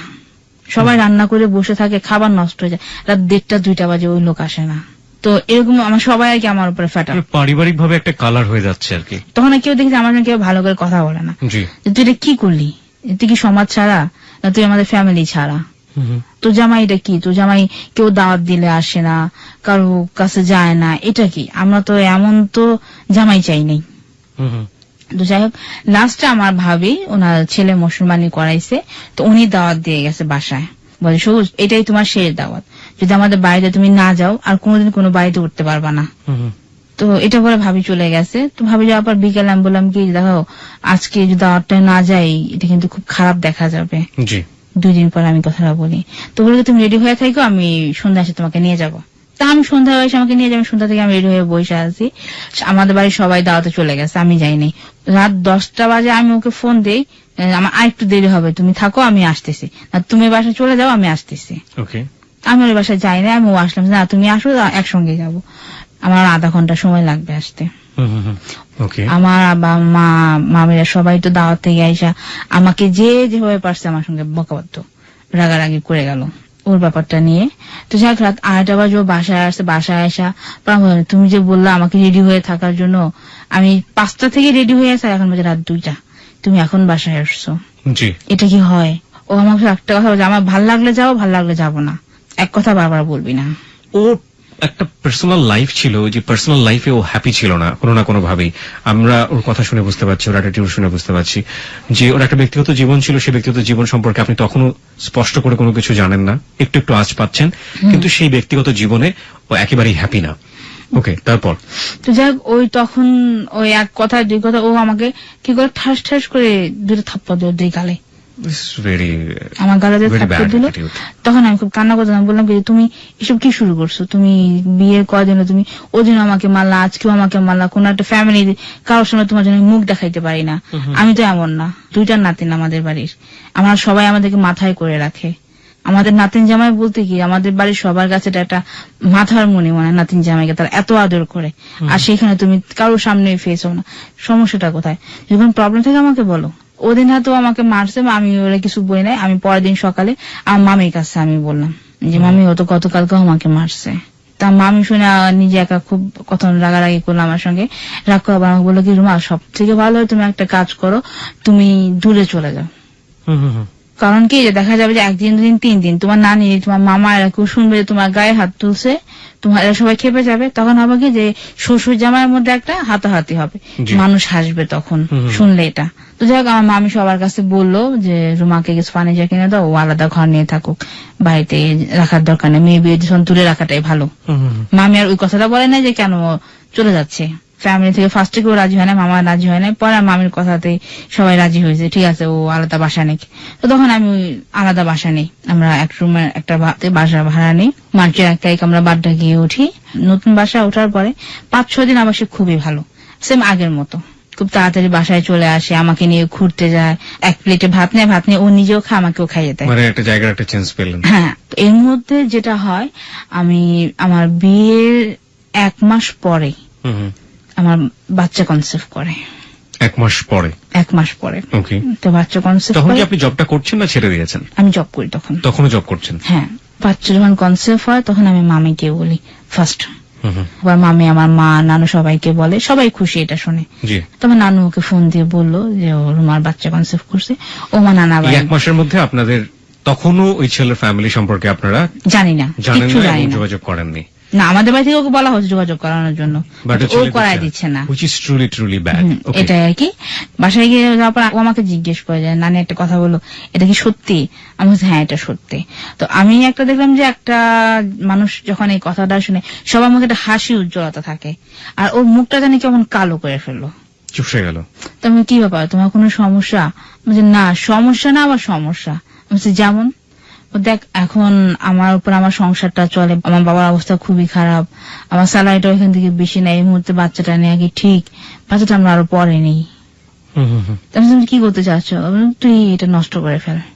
আমি তো মনে হয় আমার মাথায় আকাশ ভেঙে পড়ছে, এটা কি বলেছি আমাকে? প্রবলেমটা তো আসলে কোনো জায়গায় ছিল না আপনাদের, আপনি জব করেন সেও জব করে, আপনারা দুজনেই সচ্ছল। তো যাক আমি আমার ফ্যামিলিতে বললাম, আমার নানু পরের দিন ওকে ঢাকায় নিয়ে গেল আমাদের বাড়িতে, তো একই ভাবে আমার মা আমার নানিকে সে বুঝাইতেছে। তো আমার নানি বলে দেখ তোর যদি বাচ্চা পালতে সমস্যাই হয় তাহলে একটা কাজ করে বাচ্চা ডেলিভারি হওয়ার পরে আমাদেরকে দিয়ে দিস, আমরা ওকে লালন পালন করে যখন বড় হবে তখন আমি তোর হাতে দিয়ে দেবো, কিন্তু বাচ্চা নষ্ট করা যাবে না, আর এটা ওর প্রথম বাচ্চা, এটা তো অসম্ভব। তখন নানি মামি আমাকে বলছে খবরদার কোনোভাবে যেন আমরা না শুনে তুমি বাচ্চা নষ্ট করছো, তাহলে কিন্তু ফ্যামিলি থেকে একদম বের হয়ে যাবা তুমি, এই কাজটা করো। তা আমি তো আমার জায়গায় অনর, যেহেতু আমার সাপোর্টে আছে আমার ফ্যামিলি। তো যাই হোক তার আগের দিন আমি একটু বৃষ্টিতে ভিজছি, তো বৃষ্টিতে ভিজলে আমার একটু জ্বর আসে, জ্বর নিয়ে আমাদের বাড়িতে যাই, মা বলছে থাকার জন্য, তো বলছে আমার থাকার দরকার নেই, ও তো শরীরটাও ভালো না, তো আমরা আজকে চলে যাই, আমরা অন্য একদিন এসে থাকবো। এই কথা বলে আমাকে নিয়ে আসলো, আর আমরা বাসায় গেলাম, বাসায় যাওয়ার পর আমাকে ঘরে রেখে বললো কি তুই ঘরে বস, আমি তোর জন্য ওষুধ নিয়ে আসি। আমি ঘরে শুয়ে আসি, ও ওষুধ নিয়ে আসলো, দুধ পাউরুটি নিয়ে আসলো, ও নিজের হাতে দুধটা গরম করলো, দুধটা গরম করে আমাকে দুধ আর রুটি খাওয়া দিল। তো আমি গরম পানি খাই না, গরম পানিতে আমার অ্যালার্জি হয়, তো আমাকে গরম পানিতে বলছে যে পানিটা খা আর ওষুধটা খা। আমি তো গরম পানি খাই না, ঠান্ডা পানি তো না, ঠান্ডা পানি ডাক্তার বলছে যে তোর ঠান্ডা জ্বর তো গরম পানিতে ওষুধটা খাওয়া লাগবে। আমি ওষুধটা খেয়ে আমি তো জ্বর ওষুধ নিয়ে আসতে আমার জন্য খাওয়া 2-3 দিন পরে আমি আমার শরীরে একটু পরিবর্তন দেখি। তোদের সঙ্গে সঙ্গে মামিকে আমি ফোন করি, মামি আমার তো এই প্রবলেম হচ্ছে, আমার জন্য এখন কেমন লাগতেছে, তো মামি তুমি বাসায় চলে আসো। তো এর মধ্যে যেটা আমার মামা মামি আমার ফ্যামিলি যখন বাচ্চাটা নষ্ট করতে না করলো তখন থেকে আমাকে আমাদের বাড়িতে যেতে দেয় না। আর কি বাড়ি বলতে আমার মার কাছে, ও যেতে দেয় না আমাকে, একদম নিষেধ, বাড়িতে যাবা না, এই সময় কোথাও যাবো না। 3 দিন পরে আপনি খারাপ ফিল করছিলেন, 3 দিন আগে না? 3 দিন আগে না, আমাকে একদম টোটালি নিষেধ, তুমি টিভি গেট যাবা না, যদি আমার কথা বাইরে তুই টিভি গেট যাস তখন তালাক হয়ে যাবে, এই ধরনের কথা বলতো আপনাকে? এই কথা আমাকে বলে গেছে। ওকে। তখন আমার মামি যখন আমাকে বলছে আমি চলে গেছি, ওকে ওদিন কিছু বলি নাই। তো যাওয়ার পর মামি বলে তোমার জামাইকে তোমার কোনো ওষুধ খাইতে দিছে? আমি হ্যাঁ, যাওয়ার পর তো আমাকে জ্বর ওষুধ দিছে। কি ওষুধ? আমি খামটা তো বাসায় আছে। তো যাই আমি ওই রাত্রে আবার বাসায় যখন যাই, বাসায় গিয়ে আমার মামিকে আমি ফোনে নামটা বলি যে আমাকে এই ওষুধটা খাইতে দিছে। তখন আমি বলি মা তুই তো সর্বনাশ করে ফেলছে। তারপর মামি কিভাবে বুঝলো যেটা?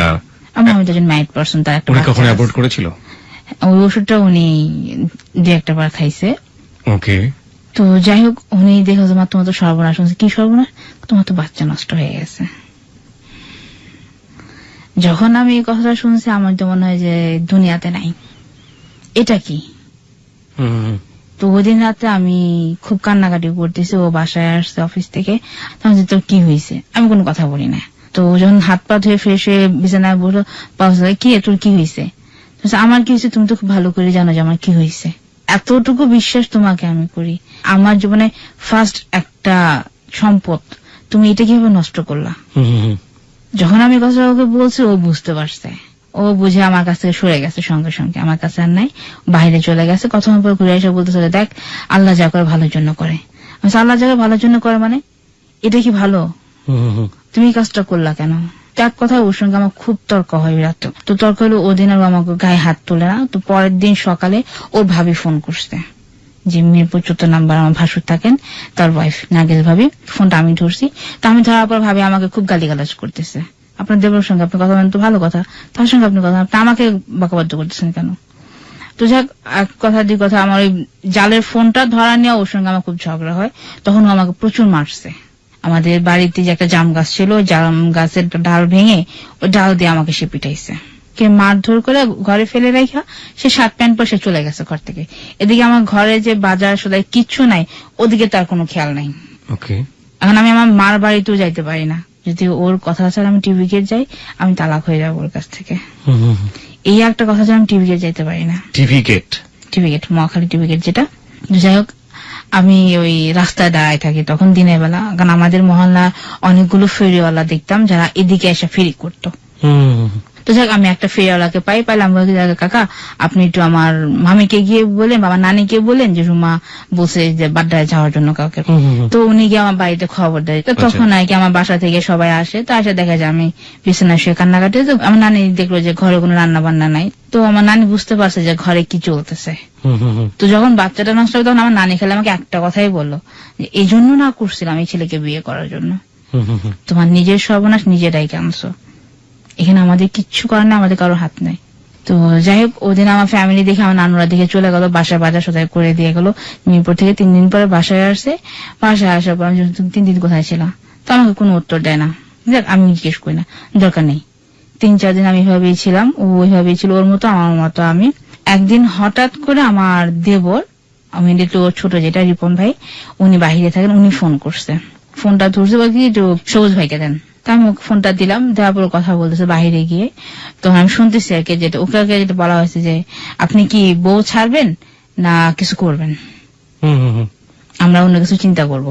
তো ওকে দেখ আমি যা করা তো করে ফেলছি, তুই দেশে আস, তুই দেশে তুই বিয়ে কর, তুই বিয়ে করে তুই বাবা মার সঙ্গে থাক, আমি বাড়িতে যাব না।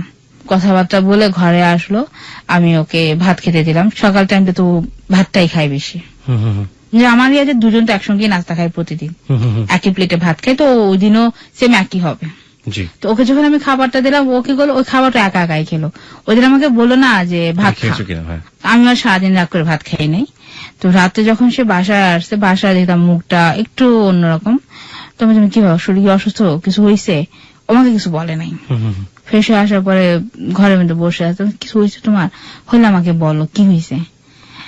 তো বললো কি যে তোরে বিয়ে করে আমি সব থেকে বড় ভুল করছি। এটা কেমন কথা? আমি তো তোমাকে ইচ্ছে করে বিয়ে করি নাই, এই বিয়েটা তো তোমার জন্য হয়েছে, আর তুমি যে কি করে বিয়েটা করছো তুমি তো জানো সেটা। আর আমি তো আমার ফ্যামিলির কথা বলেই নিচ্ছি তোমাকে, এখন এগুলো কেন?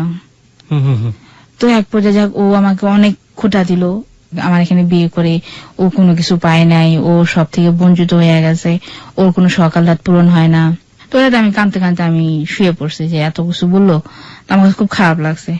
তো তো পরের দিন সকালে যেটা ওর হাতের একটা ঘড়ি ছিল, তো ঘড়ির বেল্ট ছিঁড়ে গেছে এটা আমি জানি না যে ওর ঘড়ির বেল্ট ছেঁড়া। তো অফিসে যাওয়ার সময় বলতেছে যে এমনই একটা ফকিন্নিকে বিয়ে করলাম যে আজ পর্যন্ত আমাকে একটা ঘড়ি কিনে দিতে পারলো না, এভাবে বলতেছে। আমার খুব খারাপ লাগছে। তুমি তো আমাকে কোনোদিন বলো না যে তোমার ঘড়ির বেল্ট ছিঁড়ে গেছে বা তোমার একটা ঘড়ি লাগবে। আমাকে বললে তো আমি দিতে পারি, আমার ফ্যামিলিও তো লাগে না, আমি দিতে পারি তোমাকে। তো যাই হোক, ওই দিন আর ও আমার সঙ্গে কি কথা বাড়াবাড়ি করে ও একা একাই চলে গেল। যাওয়ার সময় আমাকে বলো না যে আমি চলে যাচ্ছি, ওনারা দিন আমাকে বলে যায়। আমি আমার মাকে ফোন দিলাম, মামাকে ফোন দিয়ে বললাম যে একটা ঘড়ি কিনে তোমরা নিয়ে আসো, ওর হাতে ঘড়িটা ছিঁড়ে গেছে।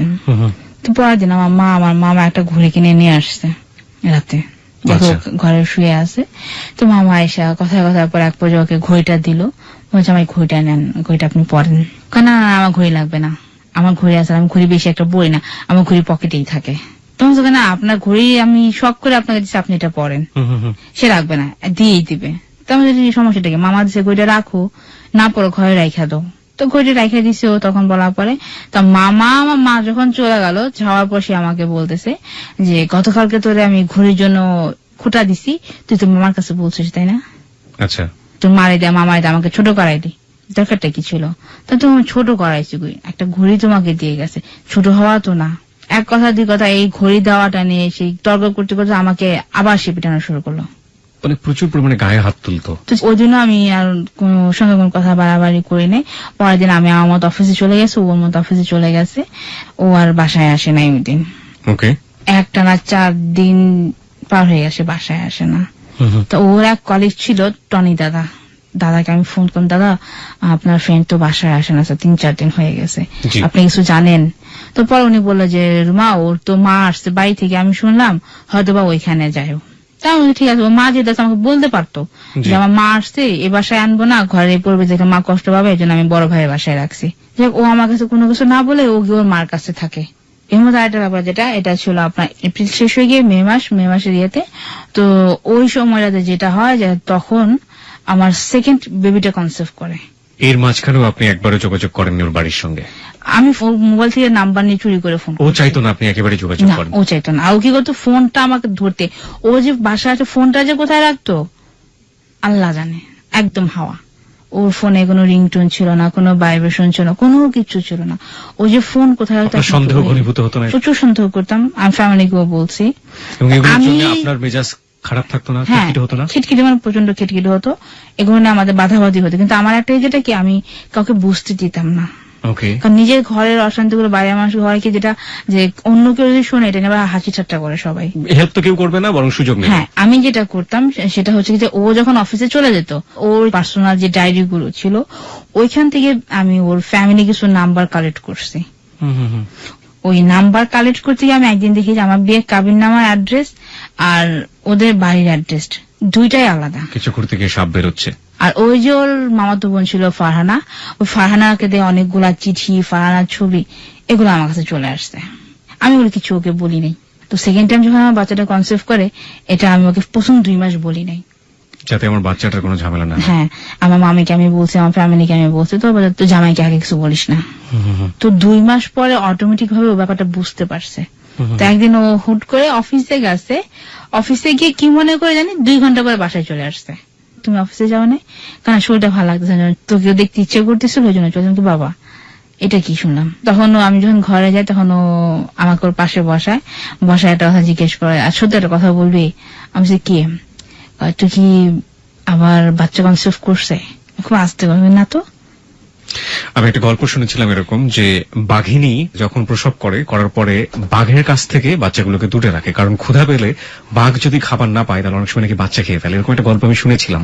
মানুষ কতটা অসহায় হলে এরকম কাজ করতে পারে, নিজের সন্তানের খবর সে যে সন্তান নিয়ে আসলো দুনিয়াতে তাকে দিচ্ছে না।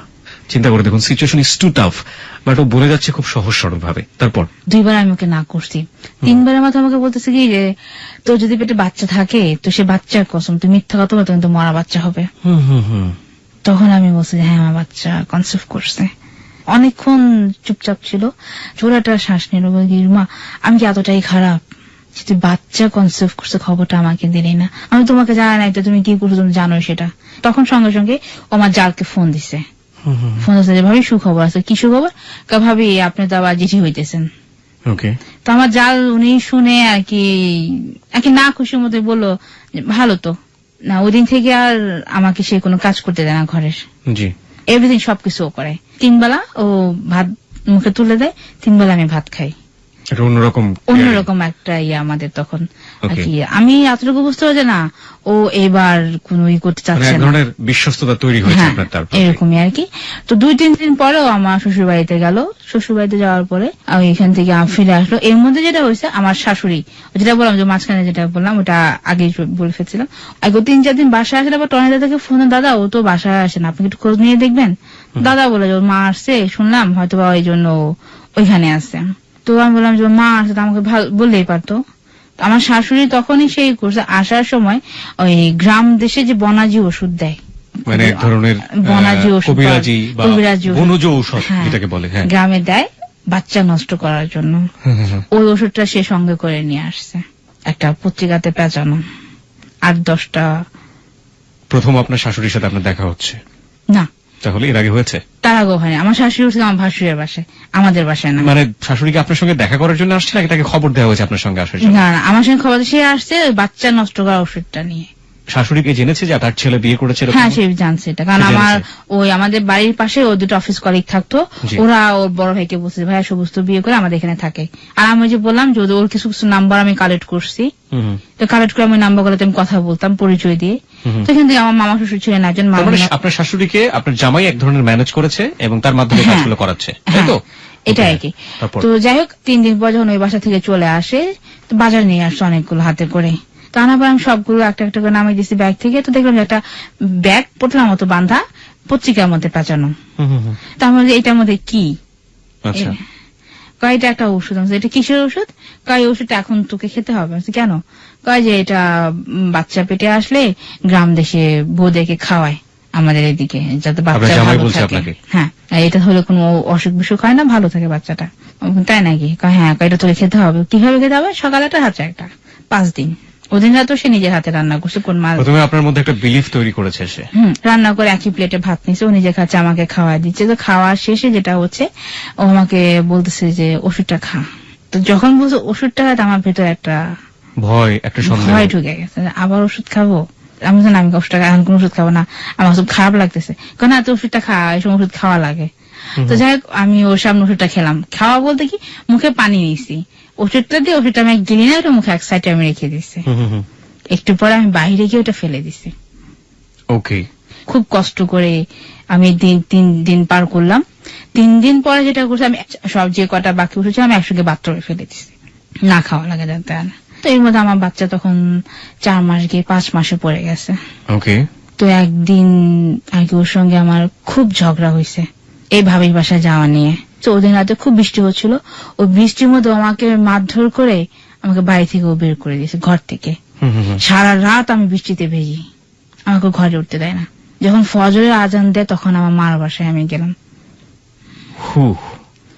আমার মার বাসায় আমি যাই, মা তো দেখে যে আমার পুরো গা ভেজা, এই অবস্থা। আমি বাসায় আসছি, তো সঙ্গে সঙ্গে এখানে মা কাপড় চোপড় চেঞ্জ করে কি হিসেবে মা এই ব্যাপার এই ওষুধটা না খাওয়া নিয়ে।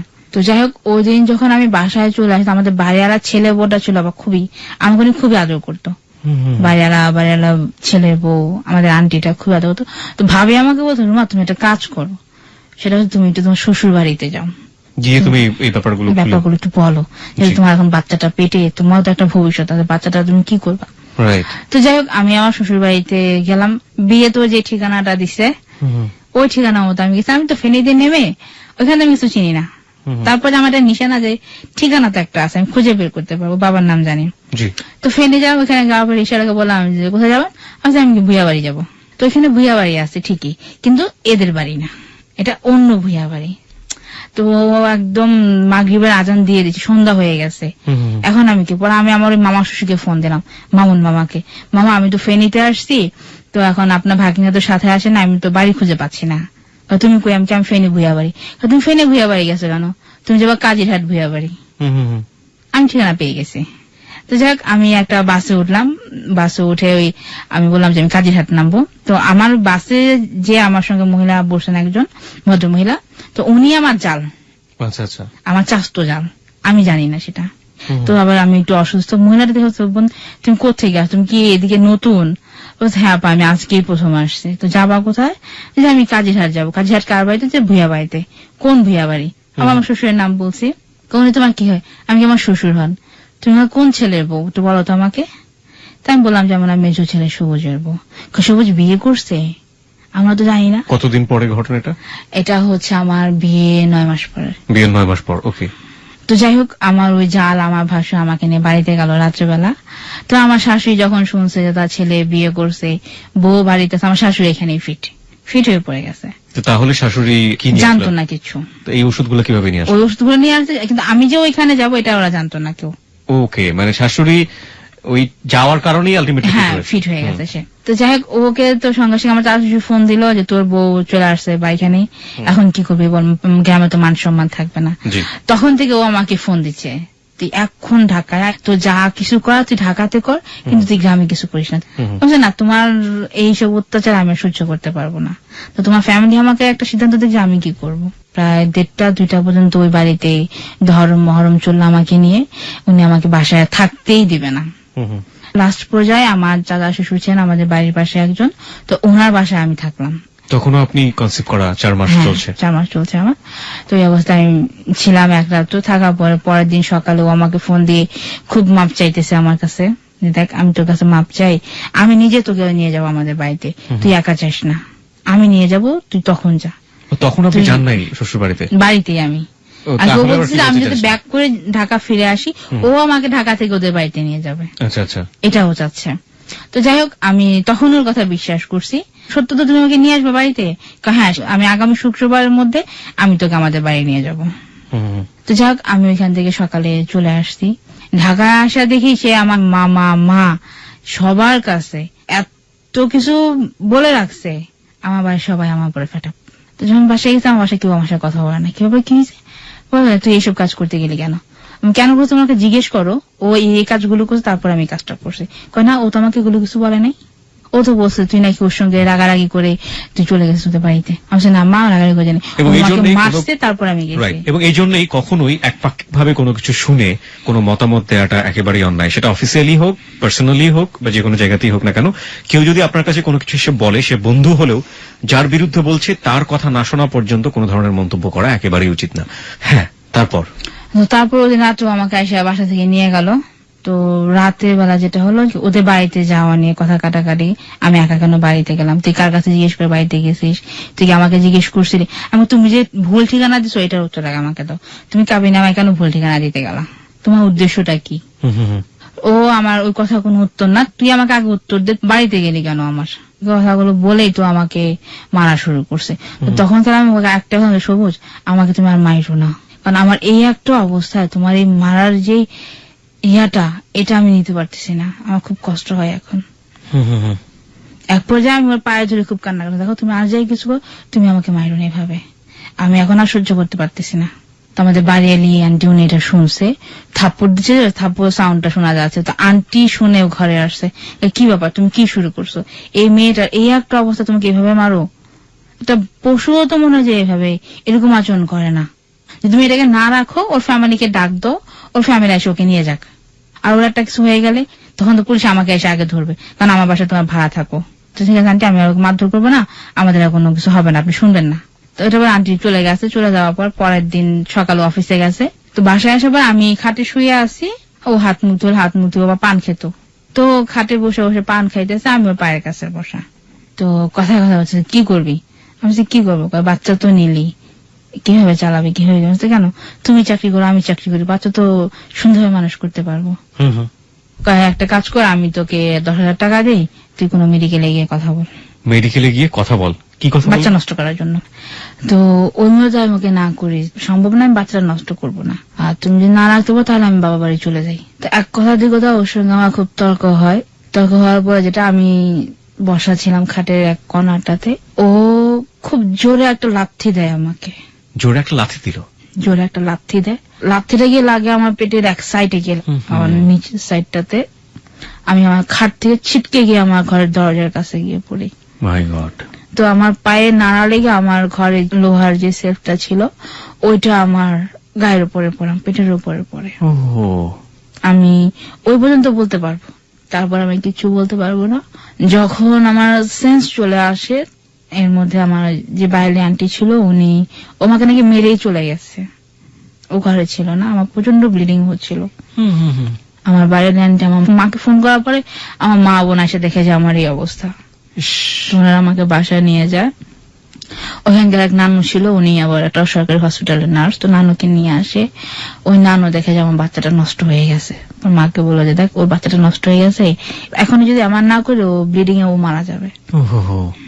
বাসা থেকে হসপিটালে ওখানে কোনো অবস্থা আমার ছিল না তখন। তো ওই নানুই আমার বাসায় আমার বাচ্চাটা আমার করে। তো করার পর যখন আমি একটু সুস্থ হয়, ব্লিডিংটা যখন কমে, তখন আমাকে ডাক্তার দেখায়। এর মধ্যে ওর কোনো যোগাযোগ নাই। না থাকার পর আমি আবার আমার বাসায় চলে যাই, মা এখানে কদিন থাকবো। তো আমার নানুরে দেখতাম যে সবাই আসে যায় আমাকে দেখে, কিন্তু আবার কটু কথাও বলে, এক একজন এক এক ধরনের মন্তব্য, ওটা আমাকে ভালো লাগতো না। তো বাসায় ফিরে যাই, ফিরে যাওয়ার পর এর মধ্যে যেটা করছে, যে বাসায় আমি আরো ভাড়া থাকতাম ওই বাসার রুমটাও ছেড়ে দিছে। তো বাড়িওয়ালা টুরের লাগাই দিছে, ঘর দেখতে আসে। কি ব্যাপার আমার ঘর দেখবি কেন? তোমার জামাই তো ঘর ছেড়ে দিছে। দিন পর বাসায় আসছেন, কি তুমি যে ঘর ছাড়ছো, আমি কোথায় একবার বল তুমি ঘর ছেড়ে দিছো, না এই বাসাটা থাকবো না, আমরা একটু ভালো বাসায় থাকবো। আমি তখন ওর সঙ্গে স্বাভাবিক আচরণ করি। ও যে এত বড় একটা কাজ করে করছে আমাকে, আমি ওর কোনো কিছু বলি নাই। আমার যে ও বাসায় আসুক, শান্ত হোক, তারপর আমি জিজ্ঞেস করি তুমি কেন এই কাজটা করলাম। তো যাই হোক, ওদিন রাতে আমি ওকে জিজ্ঞেস করলাম, আচ্ছা একটা কথা বলো, তুমি যে এই বাচ্চাটাকে নষ্ট যে করলা, তোমাকে একটু খারাপ লাগে নাই? তুমি তো বলছো যে তুমি যদি তোমার বাবার পরিচয় পাও, তোমার সন্তান তোমার পরিচয় পাবে, এই বাচ্চাটা তুমি নষ্ট করলা কেন? ওর কোনো কথা উত্তর দেয় নাই। উত্তর না দিয়ে আমাকে বললো চুপ করে শুয়ে থাক, মাথা এমনিতে খারাপ আছে, কোনো কথা বলবি না। আমি আমার তো শুয়ে পড়ছি, আমি কোনো কথা বলি নাই। 3-4 দিন পরে একটা ঠিকানা দিছে আমাকে, এই ঠিকানাটা নেই। আচ্ছা এই ঠিকানাটাই কি? এর মধ্যে আমি আমার বাচ্চাটা কনসেপ্ট হওয়ার পর আমি চাকরিটা ছেড়ে দিয়েছি আমার। তো যাই হোক, আমাকে ঠিকানা দিচ্ছে কি যে তুই এই ঠিকানাটা যাবি, এখানে তোর একটা চাকরির কথা বলা আছে, এটা খুব ভালো একটা কোম্পানি, তোর একটা চাকরি হবে এখানে গেলে। এটা উত্তরাতে। 100 টাকা গাড়ি ভাড়া দিয়ে দিছে আমাকে উত্তরা যাতায়াত করার জন্য। তো যাই হোক, আমি উত্তরাতে গেলাম। তো ভালোচুরে যে অফিসে অ্যাড্রেসটা আমাকে দিছে, আমি এক চাচাকে বলছি, আচ্ছা এই অ্যাড্রেসটা কোথায় একটু বলবেন, এই ফ্যাক্টরিটা কোথায়? তো উনি আমার মুখে দিয়ে তাকায় আছে, চাচা মা তোমাকে এখানে কে পাঠাইছে? আমার হাজবেন্ড আমাকে এখানে পাঠাইছে, আর এই অফিসে আমার একটা চাকরির কথা বলা আছে। কোন অফিসে চাকরির কথা বলা? এই অফিস আছে 5 বছর যাবত বন্ধ। আপনাকে চাকরির জন্য কেন পাঠাবে? আপনার তো চাকরি ছিল সেই সময়টাতে। না, আমি যখন বাচ্চাটার কনসেপ্ট হয় তখন আমি চাকরিটা ছেড়ে দিয়েছি। ওকে। মা এখানে আমাদের এই আশেপাশে যে বাখাটে ছেলে পেলে গুলো আছে, ওরা এখানে বসে নেশা টেশা করে, এই জায়গাটা ভালো না, তুমি এখানে থাকো। কোথায়? উত্তরাতে? উত্তরা থেকে আরো অনেক ভেতরে, এটা ওকে বালুচর একটা জায়গা আছে ওইখানে। তো ও চাচা আমাকে বলার সঙ্গে সঙ্গে আমি এখান থেকে চলে আসছি। ও আমাকে কেন পাঠালো? কোন একটা ইন্টেনশনালি পাঠিয়েছে আমার ভেতরে তখন টার্গেট। আর আমি যে তখন যে উত্তর থেকে বাসায় আসবো, আমার কোনো টাকা নাই। ওহো, 1 টাকা না, আমাকে 800 টাকা দিছে। এই পর্যন্ত রাস্তা আস্তে আস্তে 100 টাকা শেষ। আমি কি করবো আমি বুঝতে পারতেছি না। তো যাই মনে থাক, কোন আল্লাহ ভরসা, আমি উত্তরা থেকে হাঁটা শুরু করলাম, বালুচর থেকে। যখন মাগরিবের আজান দেয় তখন আমি মহাখালী আমার মার বাড়িতে। মাই গড, এই অসুস্থ শরীরে সারাদিনের না খাওয়া আমি। আমার মা তো আমাকে দেখে এসে হয়ে গেছে, কে তুই কোথেকে আসবি? যে মা তুমি কথা বলো, পর আগে আমার কিছু খাইতে দাও, আমার খুব খারাপ লাগতেছে। তো আমার মা আমাকে খেতে দিল, খাওয়া দাওয়া শেষ করে মা আমাকে 3000 টাকা দাও। কাছে কেন কি করবো? কালকে তো বাসা চেঞ্জ করবো, টাকা লাগবে আমার। আমার কাছে টাকা নেই। তো মা আমাকে 3000 টাকা দিছে।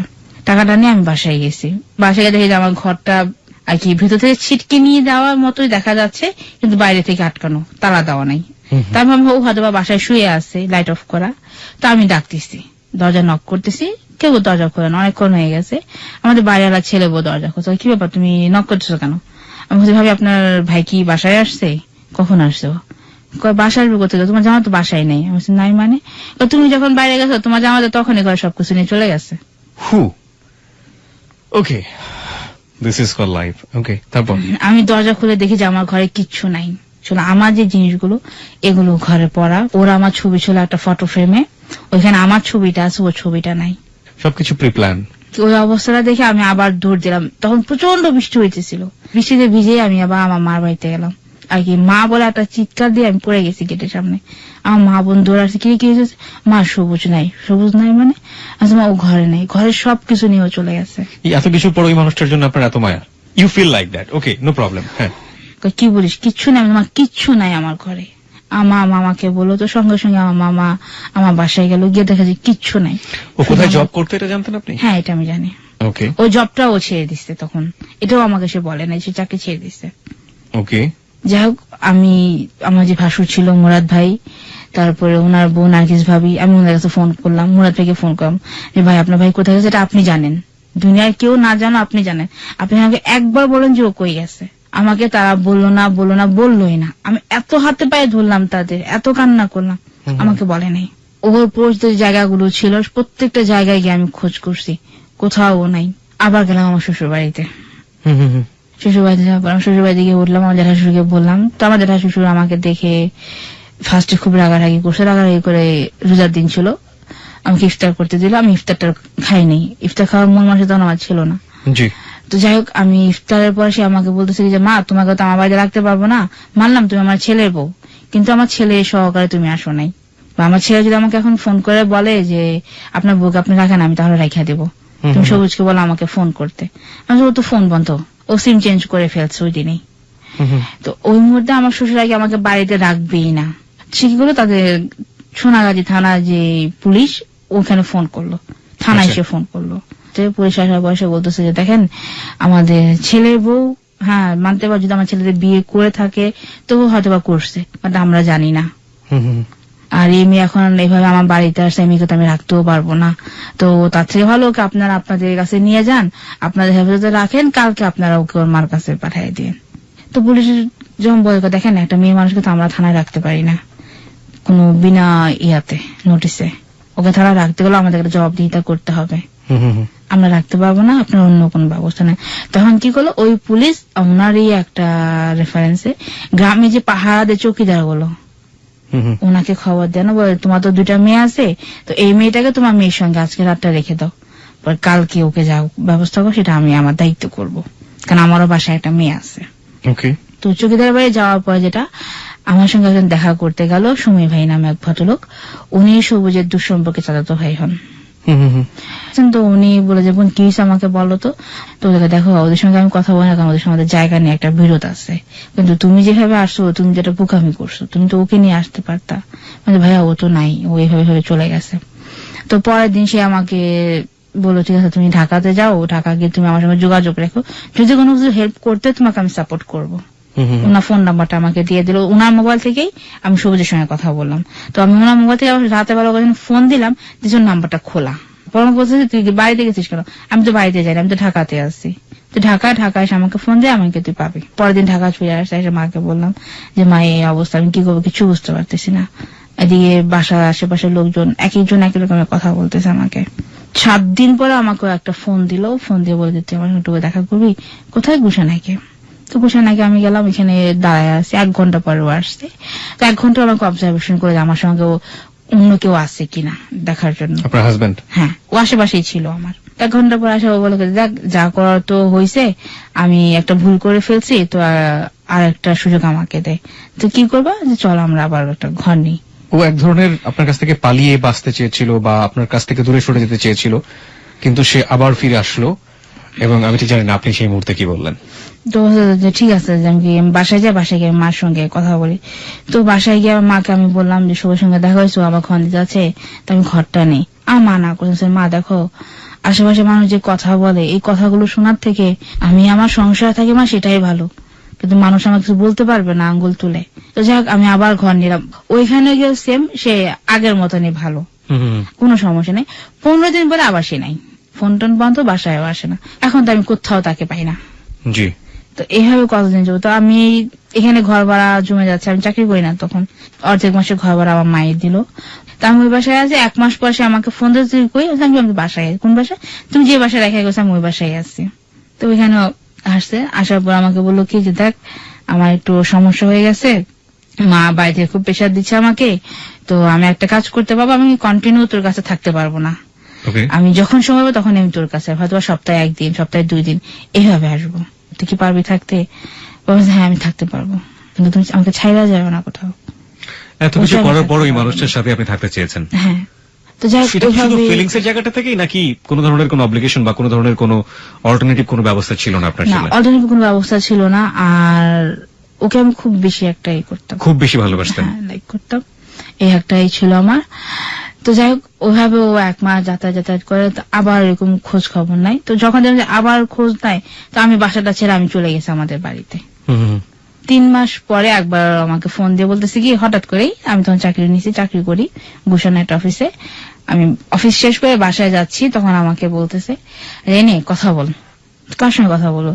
কিছুদিন পরে মেয়েটাকে আমি বিয়ে করবো, তোর সঙ্গে কথা বল। তো একটা মেয়ে ফোন ধরলো, ফোন দিয়ে বলতে কি, তুমি তো সংসার করতে পারলে না, দেখো আমি সংসার করে তোমাকে আমি দেখাই দেবো। আমি তো পুরা থ, আর কত সারপ্রাইজ পাবেন জীবনে। আগে নিজের কাছে কেমনটা ঘৃণা লাগতেছে যে যার জন্য আমি এত কিছু করি, সে মনটাই আমার সঙ্গে এমন করতে পারে। প্রত্যেকটা ধাপে ধাপে আমাকে যা বলতেছে আমি তাই করতেছি, তারপরেও কেন আমার সঙ্গে এমন করে। যাওয়ার সময় আমি আগে দেখে যে রাস্তায় যে ফুটপাতে ইজুমারা যে ওষুধগুলো গাড়িতে করে বিক্রি করতেছে, আমি 2 প্যাকেট ওষুধ কিনে নিয়েছি। ওষুধ কিনে নিয়ে আমি বাসায় ঢোকার আগে আমি 1 বোতল ওষুধ পুরাটাই খেয়ে ফেলছি। আমি খেয়ে যখন বাসায় ঢুকছি, আমার বোন আমার চেহারা দেখে বুঝতে পারছে আমার মা তো বিষ খাইছে। চেহারা থেকে কিভাবে বুঝলো? কারণ আমি বমি করতেছি, আমার বমিটা না মানে কিনে ওইখানেই খেয়েছেন? আমার বাসার এখানে গিয়ে খাইছে, রাস্তাটার সামনে গিয়ে। তখন আর কি আমার দুনিয়ার কোনো কিছু আমি বলতে পারবো না, আমি যে কোথায় আছি আমি জানি না সেটা। আমি শুনেছি বেশ, মানে যারা এরকম খান আমার ভেতর থেকে সব জ্বলে যাচ্ছে, আর বমিটা যে হচ্ছে খুব বিচ্ছিরি একটা কথা। ওই ইয়াতে আমি আরো আমার চোখ মুখ মনে হয় যে আর কি আমি একজন মানুষকে আমি 4 জন। আমরা এটা কেন বলছি, আমরা আমাদের শ্রোতাদেরকে বলছি এই কারণে যারা অনেকেই এরকম জীবনে বাধাগ্রস্ত হয়ে বিপদগ্রস্ত হয়ে এইসব চিন্তা ভাবনা করেন। একটু টেস্টটা বলি, পৃথিবীর জঘন্যতম টেস্ট নাকি এটা। এবং ও যেটা বলছিল যে যখন বমিটা হচ্ছিল যে কম, ওকে, তারপর আমার কোনো সেন্স নাই। আমার মা বোন আমাকে ওই বাসায় যতটুকু পারছে আমার মুখে লেবু, কাঁচা হলুদ, তারপরে তেঁতুল, এগুলো দিয়ে মুখে পানি দিয়ে পেটে চাপ দিয়ে বমি করাইছে। অনেকক্ষণ নাকি বমি টমি করায় আমাকে ঢাকা মেডিকেলে নিয়ে গেছে, ওইখানে গিয়ে আমাকে ওয়াশ করাইছে। পরের দিন সকালে আমাকে বাসায় নিয়ে আসছে। এর মধ্যে আমি অনেকবার ওর সঙ্গে যোগাযোগ করার চেষ্টা, কিন্তু ফোন ধরেই না। তো পরে আমাদের ভাড়াটিয়া ছিল ওই ফেনী, ওদের পাশাপাশি বাড়িতে সুমন নামে একটা ছেলে, ওর মোবাইল থেকে ও ফোন দিয়েছে, মিয়া আপনি কি মানুষ না জানোয়ার? যে মেয়েটা আপনার জন্য আজকে মরতে বসে, আমি তাকে একটাবার দেখতে আসলেন না? ওর উত্তর দিল কি যে ওকে আর দেখতে আসবে কি, আমার যা দেখার আমি তো দেখছি, আমি দাওয়াত দিব আমার বিয়েতে আইসো। তো সুমন ভাই আমাকে বকা দিতেছে যে আপনি কার জন্য মরতে গেছেন, ওরা আপনি একদম ছেড়ে দেন, মনে করেন সবুজ মরে গেছে আপনার লাইফ থেকে। যাই হোক, আমার সঙ্গে আর কোনো যোগাযোগ না, ও আমার ফোন ধরে না। আমি বাসায় থাকতেছি, চাকরি করি। এইভাবে 6 মাস পরে একদিন আমাকে ফোন দিছে ফোন দিয়ে বলে তোর সঙ্গে একটু কথা বলছে। হ্যাঁ বল, কথা বলো। ফোন দিয়ে বলছে তুই আমার সঙ্গে দেখা করবি কোথায়? মিরপুর 1 নম্বর মাঝারে, আমি 6টা বাজে মাঝারে থাকবো, তুই এখানে চলে আসবি। আচ্ছা আচ্ছা ঠিক আছে। আমি তুমি আমার কোনো এখানে কোনো সিনকেট করবা না তো? কারণ আমি কোনো সিনকেট করবো না, তুই আমি তোর সঙ্গে দেখা করবো, তোকে একটু দেখবো। আচ্ছা রুমা, আমার একটা প্রশ্ন আমার শ্রোতাদের পক্ষ থেকে, সেটা হচ্ছে যে এত অপরাধ করার পরেও, এত ভুল করার পরেও আপনার পেটের সন্তানকে লাথি দিয়ে মেরে ফেললো সে, প্রথম জনকে সে আপনার কাছ থেকে ছিনিয়ে নিল, এক ধরনের সংসার ভেঙে দিল, পালিয়ে আপনার কাছ থেকে বাঁচতে চাইছে, সবকিছু সে স্ম্যাশ করে দিল, চাকরি থেকে শুরু করে সবকিছু, ক্যারিয়ার। তারপরও এই লোকটার কাছে আপনি কেন ফিরে যাচ্ছেন? আমার মনের টানে। Still you love him, right? আপনি তখনও তাকে লাভ করেন। প্রিয় শ্রোতা, লাভ ইজ ব্লাইন্ড। হ্যাঁ, এখানে কোনো লজিক খাটে না। একটা মেয়ে যদি 1 মুহূর্তের জন্য চিন্তা করে যে আমি একটা ছেলে সন্তান নিয়েছি, সেই সন্তানটা হচ্ছে আমি যাকে লাভ করি তার, এবং পিতা, সে কখনো ভুল করতে পারে না সন্তানের ক্ষেত্রে, অন্তত পক্ষে। পেটে যে আসতেছে অনাগত, ফার্স্ট টাইম তো ভুল করেছে, সেকেন্ড টাইম 4 মাস বয়স হয়ে গেছে বাচ্চাটার, লাথি মেরে ঘর থেকে পালিয়ে চলে গেছে এবং সেই বাচ্চাটা মারা গেছে। ওই মোমেন্টটা চিন্তা করলেই তো ওই ছেলেটাকে ক্ষমা করার কোনো সুযোগ নেই। কিন্তু তারপরেও কোনো মানুষের লাভ এতটা পরিমাণে হতে পারে, এটা আসলে আমি জানি না লাভ কি। আপনি কোন জাজমেন্টের ক্ষেত্রে আপনি এটাকে লাভ বলবেন, বা আপনি বলবেন কিনা, বা এক ধরনের বোকামো বলবেন, যাই বলুন না কেন, একটা জিনিস মেনে বলবেন, সেটা হচ্ছে পৃথিবীতে 600 কোটি মানুষ, এই 600 কোটি মানুষের অন্তরের ফিলিংসটা 600 কোটি রকমের, লাভটা 600 কোটি রকমের। সুতরাং আপনার লাভস দিয়ে, আপনার ফিলিংস দিয়ে রুমার ফিলিংসকে জাজ করার কোনো সুযোগ নেই। কিন্তু ও যেগুলো বলেছে সেগুলোকে যদি আপনি ভুলের ক্যাটাগরিতে মাপেন তাহলে আপনার জীবনে অনেক কিছু শেখার আছে। হ্যাঁ, তারপর তো যাই হোক, আমি 6টা বাজে মিরপুর 1 নম্বর গেলাম, মাঝারের সামনে গিয়ে আমাকে ফোন দিলাম যে আমি তো মাঝারে চলে আসছি, তুমি কোথায়? তো তুই একটু দাঁড়া, আমি আসতেছি, আমি গাড়িতে। তো এটা বলে তো ফোনটা বন্ধ করে দিল, মাগরিবের আজান দিয়ে দিল, এশার আজান দিয়ে দিল, ওর কোনো আসার খবর নেই। তো ফোনে ট্রাই করি, ফোন বন্ধ। তো পরের বার যখন ফোনটা খোলা পেলাম, তো আমি তখন তুমি কোথায়? আমি তো দাঁড়ায় আছি এখনো, আমাদের দাঁড়া করে রাখছো, তুমি কি আসবা না? না আমি চলে যাই। না না তুই দাঁড়া, আমি আসতেছি, আমার একটু ঝামেলা হয়েছে, আমি আসতেছি। আমি তখনও দাঁড়ায় আছি। করতে করতে রাত 11টা পর্যন্ত আমি ওই 1 নম্বর মাঝারের সামনে আমি দাঁড়ানো। তো 11টার সময় লাস্ট টাইম আমি ওকে ফোন দিলাম যে তুমি কি আসবা না, আমি চলে যাবো। ও বলে না আমি তো আসতে পারবো না, মামা আমাকে ঘর থেকে বের হতে দিচ্ছে না, আর আসতে গেলে খুব সমস্যা হয়ে যাবে, তুই বাসায় চলে যা। আমার তো শুনে একদম পায়ের নিচে মাটি সরে গেছে। তো যে দোকান থেকে আমি ফোন করি, দোকানদার আমাকে, আপা আপনি যেখানে আর একটু দাঁড়ায় থাকেন, এখানে ছেলে পেলে করে আপনাকে ধরে ফেলবে, আপনার কোনো অস্তিত্ব থাকবে না এখানে। আর তার থেকে ভালো আপনি আমার সঙ্গে আসেন, আমি দোকানটা বন্ধ করে দিচ্ছি, আমি আপনাকে এক জায়গায় রেখে যাই, আপনি এখানে আজকে রাতটা থাকেন, সকাল আপনি বাসায় চলে যান। পরে আমাকে ওইখানে একটা বাহিরে কি কয়েকটা সংস্থা মিলে একটা আছে ওইখানে, বলতে খুব খারাপ লাগতেছে আমার কাছে। তো আমি বলি কলগাল যে মেয়েগুলো থাকে, জি জি, ওদের একটা থাকার এটা কয়েকটা দেশ মিলে আর কি, এটা দেখে একটা এনজিওর মতো, ওদের থাকার একটা ব্যবস্থা করে দিছে। তো ওইখানে যে সুপারভাইজার ছিলেন মহিলাটা, ওই আপার কাছে আমাকে রেখে যায় ভদ্রলোক। তো আমি রাতটা কোন রকম কষ্ট করে দিদির সঙ্গে ওইখানে ছিলাম, থেকে সকালে আমি আমার বাসায় না গিয়ে আমি অফিসে যাই, অফিস থেকে পরে আমি বাসায় আসছি।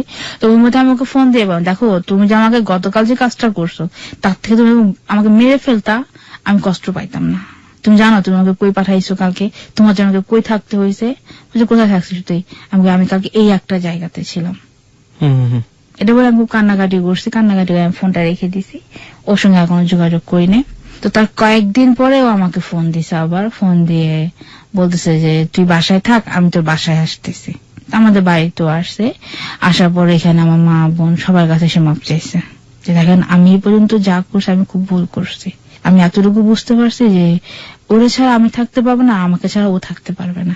সবুজ, হ্যাঁ, আমি যদি দুজনে যে আলাদা থাকতে যাই, যে কোনো একজন মারা যাবে, হয় ও মারা যাবে আর না হয় আমি মারা যাবো। এই ফিলিংসটাও আবার কাজ করছে এর মধ্যে, এটাই বললাম যে মানে মেজার করা খুবই ডিফিকাল্ট, যে এই লাভের মধ্যে কি হতে পারে আর কি হবে না, এটা খুবই ডিফিকাল্ট। দুজন দুজনে কি অসম্ভব ভালোবাসে এই পর্যায়ে মনে হচ্ছে, আবার মনে হচ্ছে দুজন দুজনের চির শত্রু। আমরা ঠিক জানি না লাস্ট ডেস্টিনেশনটা আসলে কোন জায়গায়। হ্যাঁ, তারপর যাই হোক, এটা বলে আমার মার সঙ্গে কথা বলে চলে গেল, বলে মা আমি আগামী সপ্তাহে আসবো, আগামী সপ্তাহে এসে আপনার সঙ্গে কথা বলবো। পরের দিন আমি রাতে ওকে ফোন দিছি। তো রাতে ফোন দিলেও আমার সঙ্গে খুব বাজে বিহেভ করতো, কেন করতো আমি বুঝতাম না। তো একদিন ওর নাম্বারটা নিয়ে ওর এক রুমমেট আমাকে ফোন দিছে, ফোন দিয়ে আপা আপনি ওনার কি হন? আমি ভাই আমি ওনার বউ হই। কোন বিবাহিত? আমাকে হ্যাঁ। কয়েকটা লোক বিবাহিত, সে আবার বিয়ে করতে যাচ্ছে। ওর রুমমেট বললো আপনাকে? ওর রুমমেট আমাকে বললো। তো যাই হোক, ওই লোকটা আমাকে বলে ভাই ও বিয়ে করতেছে, উনি তো আবার আরেকটা বিয়ে করতেছে, আমাদের পার্শ্ববর্তী একটা মেয়ে থাকে, ওই মেয়েটাকে। তো ওই ভদ্রের কাছে আমি অনেক অনুরোধ করলাম ওর ঠিকানাটা বলার জন্য, কোথায় থাকে, সে আমাকে বলে নাই। আপা যেদিন বিয়ে করবে আমি আপনাকে সময় মতো জানাই দেবো যে কখন কি করতেছে না করতেছে। তা আমি যখন ওকে পরের দিন সকালে জিজ্ঞেস করলাম, আমাকে অস্বীকার গেছে, কয় না আমি তো কাউকে বিয়ে করতেছি না, তোকে ছাড়া আমি কাউকে নিয়ে সংসার করবো না, বউ থাকলে তুই আমার থাকবি। তখন আমি ওই কথাটা ধরে বিশ্বাস করিনি, হয়তো একসঙ্গে থাকে, কে কাউকে দেখতে পায় না, মিথ্যা কথা বলতেই পারে। একদিন আমি অফিসে গেছি, আমার লাঞ্চ হওয়ার আগে ভদ্রলোক আমাকে ফোন করছে যে আপনি কোথায়? আমি তো অফিসে। আপনি যদি আপনি সংসার রাখতে চান, আমি আপনাকে একটা ঠিকানা বলে আপনি এখানে এখন চলে আসেন, আপনার হাজবেন্ডের বিয়ে। আপনাকে তখনও ডিভোর্স দেয়নি? না। কাবিনের কপিটা আপনার কাছে ছিল? হ্যাঁ। তো কোন জায়গায়? তো আমাকে বলে যে আপনি 6তলা বিল্ডিং এ যাবেন, 6তলা, একতলা একটা মেয়ে থাকে, ওর নাম লুবনা, ওই মেয়ের সঙ্গে ওর বিয়ে। অ্যাড্রেস দিয়ে দিয়েছে আপনাকে? অ্যাড্রেসটা দিয়ে দিল। তো যাই হোক, আমি ওই বিল্ডিং এ গেলাম, ওই বিল্ডিং এ গিয়ে যখন নক করলাম, প্রথম যে বিল্ডিংটা যে রুমটাতে গেলাম ওটাই ছিল সবুজের রুম। কিন্তু ওই মহিলা আমাকে চেনে না, যে মামির কথা বলছে থাকে, ওই মামি আমাকে চিনে না, দিয়ে সে বুঝতে পারে না যে আমি ওর খোঁজ করতে ওই বাড়িতে গেছি। তো যাই হোক, উনি আমাকে লুবনার বাসাটা দেখাই দিল, ওদের পেছনে যে কোয়ার্টারটা, ওই কোয়ার্টারে লুবনা থাকতো। লুবনাদের ফ্ল্যাটে যখন কলিং বেল দিয়ে, তো লুবনাই দরজাটা খুলছে। এখানে লুবনা থাকে, হ্যাঁ এখানে লুবনা, কে আমি লুবনা। তো যাক আমি ও বাসা ভেতরে নিলাম, ওর সঙ্গে ভেতরে গেলাম। তো যা বলছে, আপু আপনি কেন আসছেন, সরাসরি বলছে, আপনার কথা বলি কিছু মনে কষ্ট নেন না, আপনার কি বিয়ে ঠিক হয়েছে? হ্যাঁ আমার বিয়ে ঠিক হয়েছে। ছেলে কি করে? ছেলে সোনাগা হোটেলে চাকরি করে। আমাকে এটাও বলো। তো নাম কি? নাম এটা। আমি আপনার কি আপনি ডিটেলস খোঁজ নিয়ে দেখছেন যে ওর কি আছে না আছে? হ্যাঁ বাড়িতে আমার ভাই বোন, তার বউ বাচ্চা? না তার কোনো বউ বাচ্চা নাই। যখন সে না করলো তখন আমাদের দেখেন আপা আমি ওর বউ, স্টিল নাও আপনার সামনে। মেয়ে তো বিশ্বাস করে না। তোমার প্রমাণটা কি? আমি চাই আমার কাবিনের কাগজ দেখাইতে পারি, ওর কি আছে না আছে আমি সবকিছু বলছি। পড়াতেও মেয়েরাও বিশ্বাস করলো। তো মেয়ের ভাই আমাকে জিজ্ঞেস করলো, আচ্ছা সবুজ ভাই আমার বোনটাকে বিয়ে দেওয়ার আগে আরেকবার জিজ্ঞেস করলো, আপনি সত্যি বিবাহিত? না আমি তো বিয়ে করি নাই। তো ওর মেয়ের বড় ভাই আমাকে ঘরে নিয়ে গেল ওর রুমে। তো দেখো কি তুই এখানে কি করিস? আমাকে দেখেই বলতেছে হ্যাঁ আপনি কি চিনেন? হ্যাঁ আমার বউ। ডাইরেক্ট কথা চলে আসছে মুখ থেকে এটা। এই তুই না বিয়ে করিস নাই? ওই মেয়ের বড় ভাই। আচ্ছা এটা কি? তো যাক ওখানে প্রচন্ড গন্ডগোল হয়েছে, ওকে অনেক মারধর করছে। তো যাই হোক এক পর্যায়ে ওইখান থেকে ও পালায় গেছে। আপনি কি করলেন? আমাকে ওই মেয়ের বড় ভাই একটা রিক্সা থেকে, বোন তুমি বা তোমার তো কোনো দোষ নাই, বরঞ্চ তুমি আমার বোনের জীবনটা বাঁচাই দিছো। ওই মেয়ের বাবা মা ভাই সব আমাকে বলতেছে তুমি ও সংসার করো না, তুমি ওকে ডিভোর্স দিয়ে দাও। দেখেন আপনারা বলতে পারছেন সহজ করে, কিন্তু আমি সহজ করে পারবো না। তো ওইখান থেকে আমি বাসায় চলে গেলাম। আমি যদি ওকে ফোন দিয়ে একটা কথাই বলতাম, দেখো যদি তুমি কোনোদিন মানুষ হও, যদি মনে করো যে না আমি আমার বউ নিয়ে সংসার করতে পারবো, সবকিছু ছেড়ে দিয়ে ওদিন তুমি আমাকে ফোন দিবা, তার আগে একদিন আমাকে ফোন দিবা না। আপনি বলবেন? তো বলে আমি ফোনটা কেটে দিছি। কেটে দেওয়ার 15 দিন পরেও আমাকে ফোন দিছে। ফোন দেওয়ার জন্য আমি যা করছি সব ভুল, তুই সব ভুলে যা, আমিও সব ভুলে গেছি, আমরা একসঙ্গে সংসার করব। আমার বাসায় আসছে, সবার কাছে ভাবছে। ওদিন থেকেই সে আমাদের বাসায় থাকে, আবার আমাদের সংসার শুরু আগের মতো। ও আমি একসাথে থাকি, আলাদা একটা বাসা ভাড়া নিয়েছি, ও অফিসে যায় বাসায় আসে। তো এত কিছুর পর আবার সে আগের পরিবর্তন। This is call life. আমি এই জন্যই বলি যে মানে আপনি চিন্তাও করতে পারবেন না হ্যালো 8920 জীবনের গল্প কোথায় গিয়ে আপনাকে কোন জায়গাটা নিয়ে দাঁড় করিয়ে দেবে। আপনি কি চিন্তা করতে পারতেন যে এই যে বিয়ের আসরে যে ছেলেটিকে গিয়ে ও পরিচয় দিল যে আমার বউ, আমার হাজবেন্ড, ওর হাজবেন্ডও বলছে আমার বউ, সেই ছেলেটি কোথায় চলে যেতে পারতো? আর কিছুক্ষণের বিরতি হলে হারিয়ে যেতে পারতো। তারপরও বারবার চলে যাচ্ছে, বারবার ডিজাস্টার হচ্ছে, আবার ফিরে আসছে। মানে বন্যার পানি যেরকম ভাসিয়ে দেয় দুকুল, স্ম্যাশ করে দিচ্ছে, কিন্তু নেমে যাওয়ার পর পলি মাটি, উর্বর মাটি। সেরকম ভাবে যখন দুজন দুজনের কাছাকাছি আসছে, ফিলিংসটা কিন্তু অসাম হচ্ছে। যখন ঝগড়া হচ্ছে নৃশংসতম, এবং আবার যখন কাছে আসছে অদ্ভুত রকমের কাছে থাকা। কিন্তু এই দুটোর ব্যালেন্সটা খুবই জরুরি একটা সাস্টেইনেবল রিলেশনশিপের ক্ষেত্রে। রাস্তায় হাঁটছেন, হঠাৎ করে একটা মেয়েকে দেখে আপনার ভালো লেগেই যেতে পারে, কিংবা শপিং মলে ঢুকেছেন, কোন একটা মেয়ের বা কোন একটা ছেলের চলন বলন দেখে তাকে আপনার ভালো লেগেই যেতে পারে। হয়তো আপনার ঘরে একজন মানুষ রয়েছে আপনার, কিংবা আপনি হয়তো অন্য কারো প্রেমে পড়ে আছেন। এখন ওই ভালো লাগাটাকে বড় করে আপনি যদি আপনার জীবনের একেবারে বর্তমানটাকে একেবারে নাড়াচাড়া দিয়ে ফেলেন, সেটাই হচ্ছে বড় বোকামি। এই রিলেশনশিপের ক্ষেত্রে কি হয়েছে সেটার জাজমেন্টে আমরা যাব না, কিন্তু একটা জিনিস আমরা দেখতে পাচ্ছি এখন পর্যন্ত, যে ব্যালেন্সলেস। এই ব্যালেন্সটা করাটা রিলেশনশিপের ক্ষেত্রে বোধহয় খুবই জরুরি। তারপর 3 মাস পার হয়ে গেছে, এর মধ্যে কোনো প্রকার কোনো সমস্যা নাই। তো একদিন হঠাৎ করে যেটা ফোন আসলো বাড়ি থেকে, ওর বাবা খাট থেকে পড়ে গিয়ে ব্যথা পাইছে, ওই মুহূর্তে ওকে বাড়িতে যেতে হবে ইমিডিয়েটলি। ও বলছে আমি এখন যাবো না, আমি 2 দিন পরে যাই। তো আমার মা বলে, দেখো তুমি এখন যদি না যাও, তোমার বাড়ি থেকে হয়তো যখন জানবে তুমি আবার একসঙ্গে ওর সাথে আসো, ওকে একটা দোষারোপ করবে যে ওর জন্য তুমি যাও নাই বা ও তোমাকে যেতে দেয় নাই। তারপর যে ও বাড়িতে গেল, বাড়িতে গিয়ে 3-4 দিন ছিল, ও আমাকে ফোন দিল। আচ্ছা, ফোন দেবো যে আমি তোর সঙ্গে একটু কথা বলবো, আমি ফোনে টাকা ভরছি অনেক, তুই আমার একটু কথা বল সময় নিয়ে। তো ওই মুহূর্তে আমি ওর সঙ্গে কথা বলতেছি আমার কি ও বলতেছে, দেখ তোর সঙ্গে আমি এই পর্যন্ত যা কিছু করছি সব পর্যন্ত আমাকে মাফ করে দিস, তুই মনে কোনো কষ্ট রাখিস না। তুই আমার মা, আমার বোন সবার কাছে মাফ চেয়ে নিচ্ছে। তো যাই হোক আমার মার কাছেও সে মাফ চেয়ে নিল ওই রাতেই। কেন চাইছে আমি নিজেও জানি না, সবার কাছে মাপ চাচ্ছে। তো মাপ টাপ চেয়ে মাকে বলতেছে যে মা রুমাকে আমাকে দেখতে ইচ্ছে করতেছে, আপনাকে একটা গাড়িতে উঠা দেন, ও ফেনে চলে আসুক, স্ট্যান্ড থেকে আমি ওকে বাড়িতে নিয়ে যাবো। তোমার রাত্রে বাজে এখন 11:30, একটা মেয়ে মানুষ কিভাবে এত দূরে ফেনিতে যাবে? দরকার নেই, তুমি তো কালকে ঢাকা আসবে, ঢাকা আসলে তোমাদের দেখা হবে। তো ও যে কথা বলতেছে আমার সঙ্গে, আমার ঘুমে আমি তাকাইতে পারতেছি না। ওর কথা বলা অবস্থাতে আমি ঘুমাই গেছি, ফোন ধরে কথাও বলতেছে, আমি ঘুমাই গেছি। ফজরের নামাজের পর যখন ফোনটা আমি খুললাম, খুলে দেখি যে ওর ফোনটা আগে ঠকলো, যে তুই আমাকে সারা রাত পুকুরে বসায় রাখা তুই ঘুমাই গেলি। তো যাক আমার সঙ্গে একটু রাগারাগি করলো, তখন রাগারাগি করবো যে আমি 9টায় ঘর থেকে বের হবো, 10টায় আমার গাড়ি। তো 9টায় বাসা থেকে বের হয়েছে, বের হয়ে আমাকে ফোন দিল, আমি বাসা থেকে বের হয়েছি, 10টা বাজে গাড়ি ছিল, আমাকে ফোন দিল, 11টা বাজে আমাকে সে ফোন দিল যে আমি কুমিল্লার দাউদকান্দিতে রাস্তা ফ্রি আছে, ঢাকা আসতে আমার 2 থেকে 2.5 ঘন্টা সময় লাগবে, তুমি রান্না করে আমি একসঙ্গে এসে ভাত খাবো দুপুরে। ও যা যা পছন্দ করে এগুলো আমি রান্না করে রাখছি। তো ওই মুহূর্তে ওর ফোন বন্ধ। আমার ভেতরে খুব একটা অস্থিরতা ভাব কাজ করে, আমি এত অস্থির লাগতেছে, আমি বুঝতে পারছি না কেন লাগতেছে এরকম, চোখ মুখে শুধু কান্না আসতেছে, আমি কোন কথা বলতে পারতেছি না। 8টার দিকে আমার ভাসুর সময় ভাই যিনি, উনি আমাকে একটা ফোন করেন, রুমা তুমি কি বাসায় আছো? হ্যাঁ ভাই আমি বাসায়। খবর শুনছিলাম যে কে? সবুজ তো মারা গেছে। ও মাই গড। ডাইরেক্ট আপনি কি বলেন? ও তো ঢাকা আসতেছে, আমাকে ফোন দিয়ে বললো রান্না করতে, আমি রান্না করে আসছি, একসঙ্গে ভাত খাবো। না ও মারা গেছে। তো ভাইয়ার সঙ্গে যখন আমি কথা বলি, ওই মুহূর্তে আমার মামা যিনি মামুন মামা, ওনার ফোনটা ঢুকছে। তো ভাই আপনি ফোনটা কাটেন, মামা ফোন দিচ্ছে আমাকে বাড়ি থেকে, মামার সঙ্গে কথা বলি। তো মামা ফোনটা রিসিভ করলাম, তো মামা বলছে মামা আপনি কই? মামা আমি তো বাসায়, আমার মহাকালীতে আমার বাসাতে। মামা আপনি একটা গাড়িতে উঠে ফেনী চলে আসেন। কেন? সবুজ মামার শরীরটা ভালো না, আপনাকে দেখতে চাইছে। তো মামা যখন এই কথা বলতো তখন আমার ভেতরে একটু না কিছু একটা হয়েছে এখানে।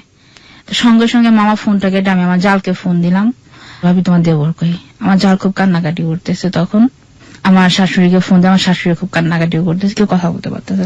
তখন আমি বুঝতে যে না একটা কিছু হয়ে গেছে। তো আমি আবার সমী ভাই সত্যি গন্ধ কি হয়েছে? মা ও দুপুরে অ্যাক্সিডেন্ট করছে, ও সন্ধ্যায় মারা গেছে, তুমি দেশে আসো। ওই রাত্রেই আমি একা একাই বাড়িতে গেলাম। রাত্রের 2:30 বাজে আমি ফেনে গিয়ে নামলাম। আমি বাড়িতে যাওয়ার আগ পর্যন্ত বিশ্বাস করি না যে ও মারা গেছে। যখন আমাদের পুকুর পাড়ে ঘাটে গেলাম তখন দেখি যে আমাদের বাড়ি একদম ঠান্ডা, যে একজন খাটাহাটি করতেছে, আমাকে দেখে বলতেছে যে কে সবুজের বউ না এটা? তো বাসায় ঢুকলাম, দেখি যে আমার ভাসুর মুরাদ ভাই, আমাদের বাড়ি ঘরে যে সিঁড়িটা, এক সাইডে মুরাদ ভাই বসা, এক সাইডে আমার দেবর লিটন বসা, দেবর দুজন বসে। তো বলছে ভাই আপনি ভাই কই? তুমি ভেতরে যাও, ভেতরে গিয়ে দেখো। ঘরের ভেতরে যখন গিয়ে দেখি আর কি, যখন আমি তাকালাম আমার এত খারাপ লাগছে যে একটা চাদর দিয়ে ঘুরে রাখছে ওকে। আমার জাল বলতেছে যে মুখটা দেখান ওকে। আমি মুখটা দেখলাম, প্রতিদিন রাত্র যেভাবে ঘুমায় থাকে এতটুকু মনে হলো যে এরা তো ঘুমায় আছে এভাবে।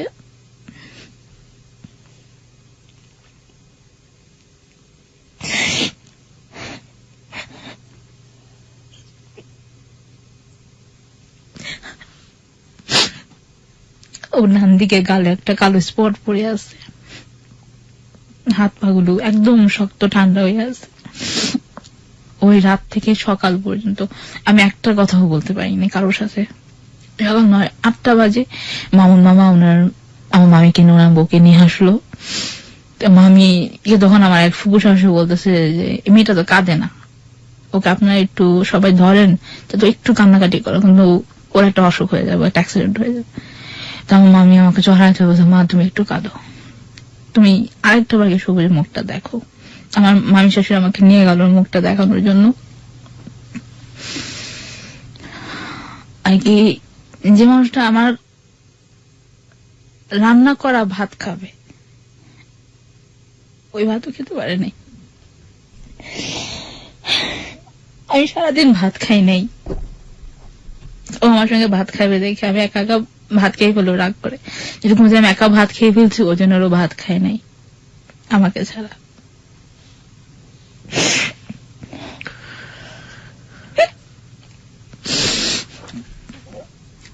মামি আমাকে লাশটা আরেকবার দেখাইলো, আমি ওখানে আর কি ওই লাশটা দেখে আমি খুব জোরে কান্না করলাম, ওরা জড়ায় ধরে। পরে আমার জাল আমাকে বলতেছে যে কান্নাকাটি করিস না, ও কান্নাকাটি করলে লাশ মধ্যে কষ্ট পায়, তুই কাঁদিস না। তখন মামি আমাকে ধরে পাশের রুমে নিয়ে গেল। আমার নেওয়ার একটু পরেই ওকে গোসকাইতে বের করে নিয়ে আসে সবাই। তো গোসকারা যখন ওকে নিয়ে যায় জানাজা দেওয়ার জন্য, তখন হুজুর বলতেছে যে ওনার কি কে আছে, ওনার মা বোন, ওনার বউ সবাইকে নিয়ে আসেন, দেখাইতে হবে। তো আমার শাশুড়ি গেল, সবাই গেছে, আমার মামা শ্বশুর আমাকে নিয়ে গেল। আমার মামা শ্বশুর যখন আমাকে নিয়ে যায় তখন মুরাদ ভাইয়ের আম্মা আমার সামনে এসে দাঁড়ায়, ওকে দেখতে দিবা না, ওর কোনো অধিকার নেই আমার ছেলে মুখ দেখার। মুরাদ ভাই মানে কোন মুরাদ? আমার ভাসুর, আমার দাদা শ্বশুরের ভাসুরের ছেলে এটা।